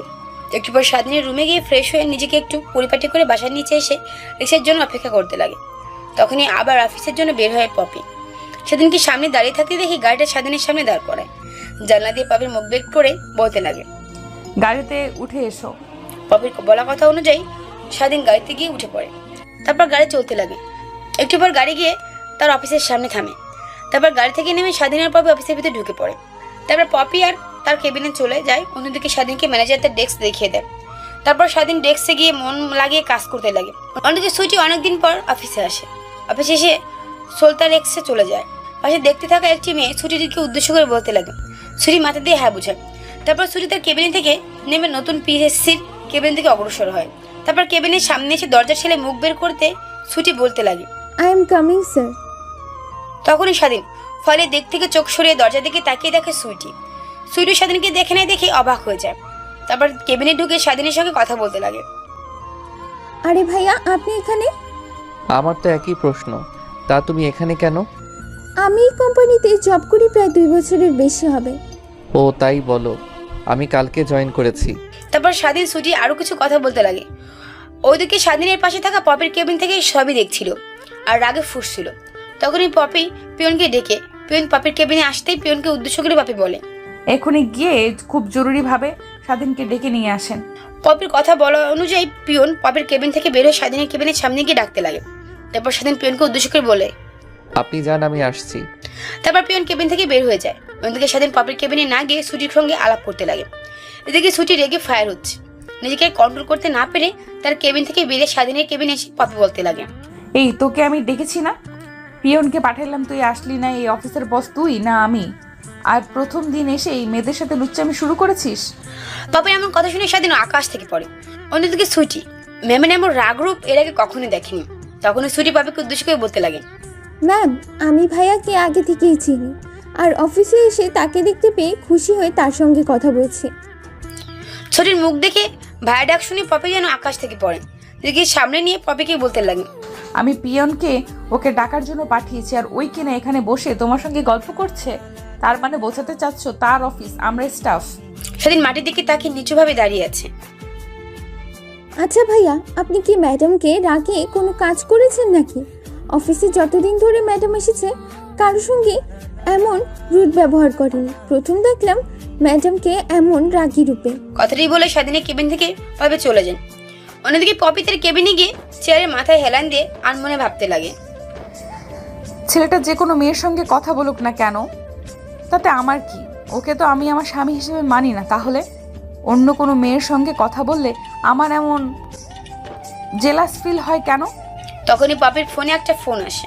পপি ফোনটা তুলে দেখে রিয়া ফোন করেছে। ফোন রিসিভ করতে ওই পাশ থেকে রিয়া বলতে লাগে, আমি ভালো আছি, তাও বেলায় ফোন করলি? তুইও না কি বলিস না বলিস, আমি কিনা ওর সঙ্গে ভাবতেও অবাক লাগে। আচ্ছা, তোকে একটা কথা জিজ্ঞেস করার ছিল। সমস্যা নেই, বল। তুই যদি নেগেটিভ মাইন্ডে না নিস তাহলে আমি বলবো। আচ্ছা, একটা ছেলেকে অন্য একটি মেয়ের সঙ্গে কথা বলতে দেখে জেলাস ফিল হওয়াটাকে কি বলে? ভীষণ ভাবনায় ফেলে দিলি তুই। তারপরেও আমার যা মনে হয়, তুই ছেলেটাকে পছন্দ করিস না, হলে লাভ করিস। তার কারণেই অন্য একটা মেয়ের সঙ্গে কথা বলতে দেখে তো জ্বালা ফিল হচ্ছে। কেন রে ভাইয়া? ভাইয়া কি তোকে রেখে অন্য আরেকজনের সঙ্গে কথা বলে? না, তেমন কিছু না। আচ্ছা, ফোন রাখ। কেন? পিয়নকে দিয়ে স্বাধীনকে ডেকে এনেছি একটা প্রয়োজনের কাজের কথা বলবো বলে। ফোন কাটবে না, ফুট সামনে রাখবি, আর তোদের কথা আমি শুনবো। তোর কথার ভিতরে কেমন যেন রহস্যের গন্ধ পাচ্ছি আমি। কি বলিস না বলিস, আমাদের পার্সোনাল বিষয়ে কথা তুই শুনবি কেন? তলে তলে টেম্পো চালাও, আমরা বলে হরতাল। মোটেও তেমন কোনো বিষয় না। কথাটা বলে পপি ফোন কেটে দেয়। স্বাধীন এসে পপির পাশের চেয়ারে টেনে বসে পড়ে। তখন স্বাধীনকে উদ্দেশ্য করে পপি বলে ওঠে, দেখ, তোকে অফিসে এনেছি কাজ করার জন্য। তুই আমার পার্সোনাল পিএ। আমি যেখানে যাব তুই সেখানেই যাবি, আর আমি যা যা বলবো তুই তাই তাই করবি। আমি ডাকার সঙ্গে সঙ্গে তুই আমার কাছে চলে আসবি। আর তুই কি না আমার টাকার পরে অন্য একটা মেয়েকে নিয়ে কেবিনের মধ্যে আড্ডা দিস? তো সাহস তো কম না। স্বাধীন পপির বলা কথাগুলো নিজ চোখে দর্শকের মতো শুনছে। স্বাধীনকে কোনো কথা বলতে না দেখে পপি রেগে গিয়ে স্বাধীনের কলার চেপে ধরে। কিরে, তোকে কি বলছি, তোর কানে যাচ্ছে না? স্বাধীন নিজের রাগকে আর কন্ট্রোল করতে না পেরে পপির হাত কলার থেকে ঝান্টা দিয়ে সরিয়ে দেয়। আর স্বাধীন পপিকে উদ্দেশ্য করে বলতে লাগে, আমি আপনার অফিসে কাজ করি, তার মানে এই না যে আমি আপনার কেনা গোলাম। আর অন্য একটা মেয়ের সঙ্গে কথা বললে আপনার জলে কেন? কারণ তুই আমার স্বামী, অন্য মেয়ের সঙ্গে তুই কথা বলবি কেন? কথাটি বলে পপির কেবিন থেকে বেরিয়ে যায়। এদিক থেকে স্বাধীন হাওয়া হয়ে তাকিয়ে আছে পপির জ্বর দিকে। কি বললো মেয়েটি? তারপর পপি তার কেবিন থেকে তার কেবিনে গিয়ে আনমনে হাসতে লাগে। একটু পরে পপি তার কেবিনে আসতে স্বাধীন তার কেবিনের দিকে অগ্রসর হয়। তারপর দরজা ছেড়ে পপির সামনে গিয়ে বসে পড়ে। এদিকে পপি তো লজ্জায় মরে মরে অবস্থা। তারপর স্বাধীন পপির এমন লজ্জা মাখা মুখ দেখে বলতে লাগে, আমি ডিভোর্স চাই, তাও আজকের মধ্যেই। কথাটি বলে স্বাধীন মিটিমিটি হাসতে লাগে। কথাটা পপিকে বললো একটু রাগানোর জন্য। স্বাধীনের মুখ থেকে এমন কথা শুনে নিজেকে আর কন্ট্রোল করতে না পেরে স্বাধীনের কাছে এগিয়ে গিয়ে কলার ধরে স্বাধীনকে লিপ কিস করতে লাগে। এরপরে স্বাধীনের পপির তালে তাল মিলাতে লাগে। তখনই হুট করে কেবিনে ঢুকে পড়ে রিয়া। পিছন থেকে রিয়া বলে ওঠে, সরি, ভুল সময়ে এন্ট্রি নিয়ে ফেলেছিলাম, আমাকে প্লিজ মাফ করে দেন। তারপর পপি স্বাধীনকে ছেড়ে দিয়ে পিছন দিকে তাকিয়ে দেখে রিয়া দাঁড়িয়ে আছে। তারপর পপি তার চেয়ারে গিয়ে বসে পড়ে। অন্যদিকে লজ্জায় কেবিন থেকে বেরিয়ে যায় স্বাধীন তার ডেস্কে চলে যায়। তখনই পপির সামনে চেয়ারটা টেনে রিয়া বসে পড়ে। পপি কুদ্দুস করে বলতে লাগে, আমাকে কি এত করে বললাম ঢাকায় এসো, বাবার কোম্পানিতে একটা জব দিই, কিন্তু আশ্রয় না দেখে তারা দুজনে কি রোম্যান্স করছিস। আর আমারটা সে আসার সময় একটা লিপ কিস খেয়ে এসেছি, সেই শার্টটা এখনো বলতে পারিনি। অনেক পেতে ইচ্ছে করছে রে, ওকে তোদের এমন অবস্থা দেখে আমারও কেমন কেমন যেন লাগছে। কথাটা বলে রিয়া হাসতে থাকে। রিয়ার হাসি দেখে পপি তার তালে তাল মিলে হাসতে লাগে। ধন্যবাদ সবাইকে। আমাদের গল্পটি কেমন লাগলো অবশ্যই কমেন্ট করে জানাবেন।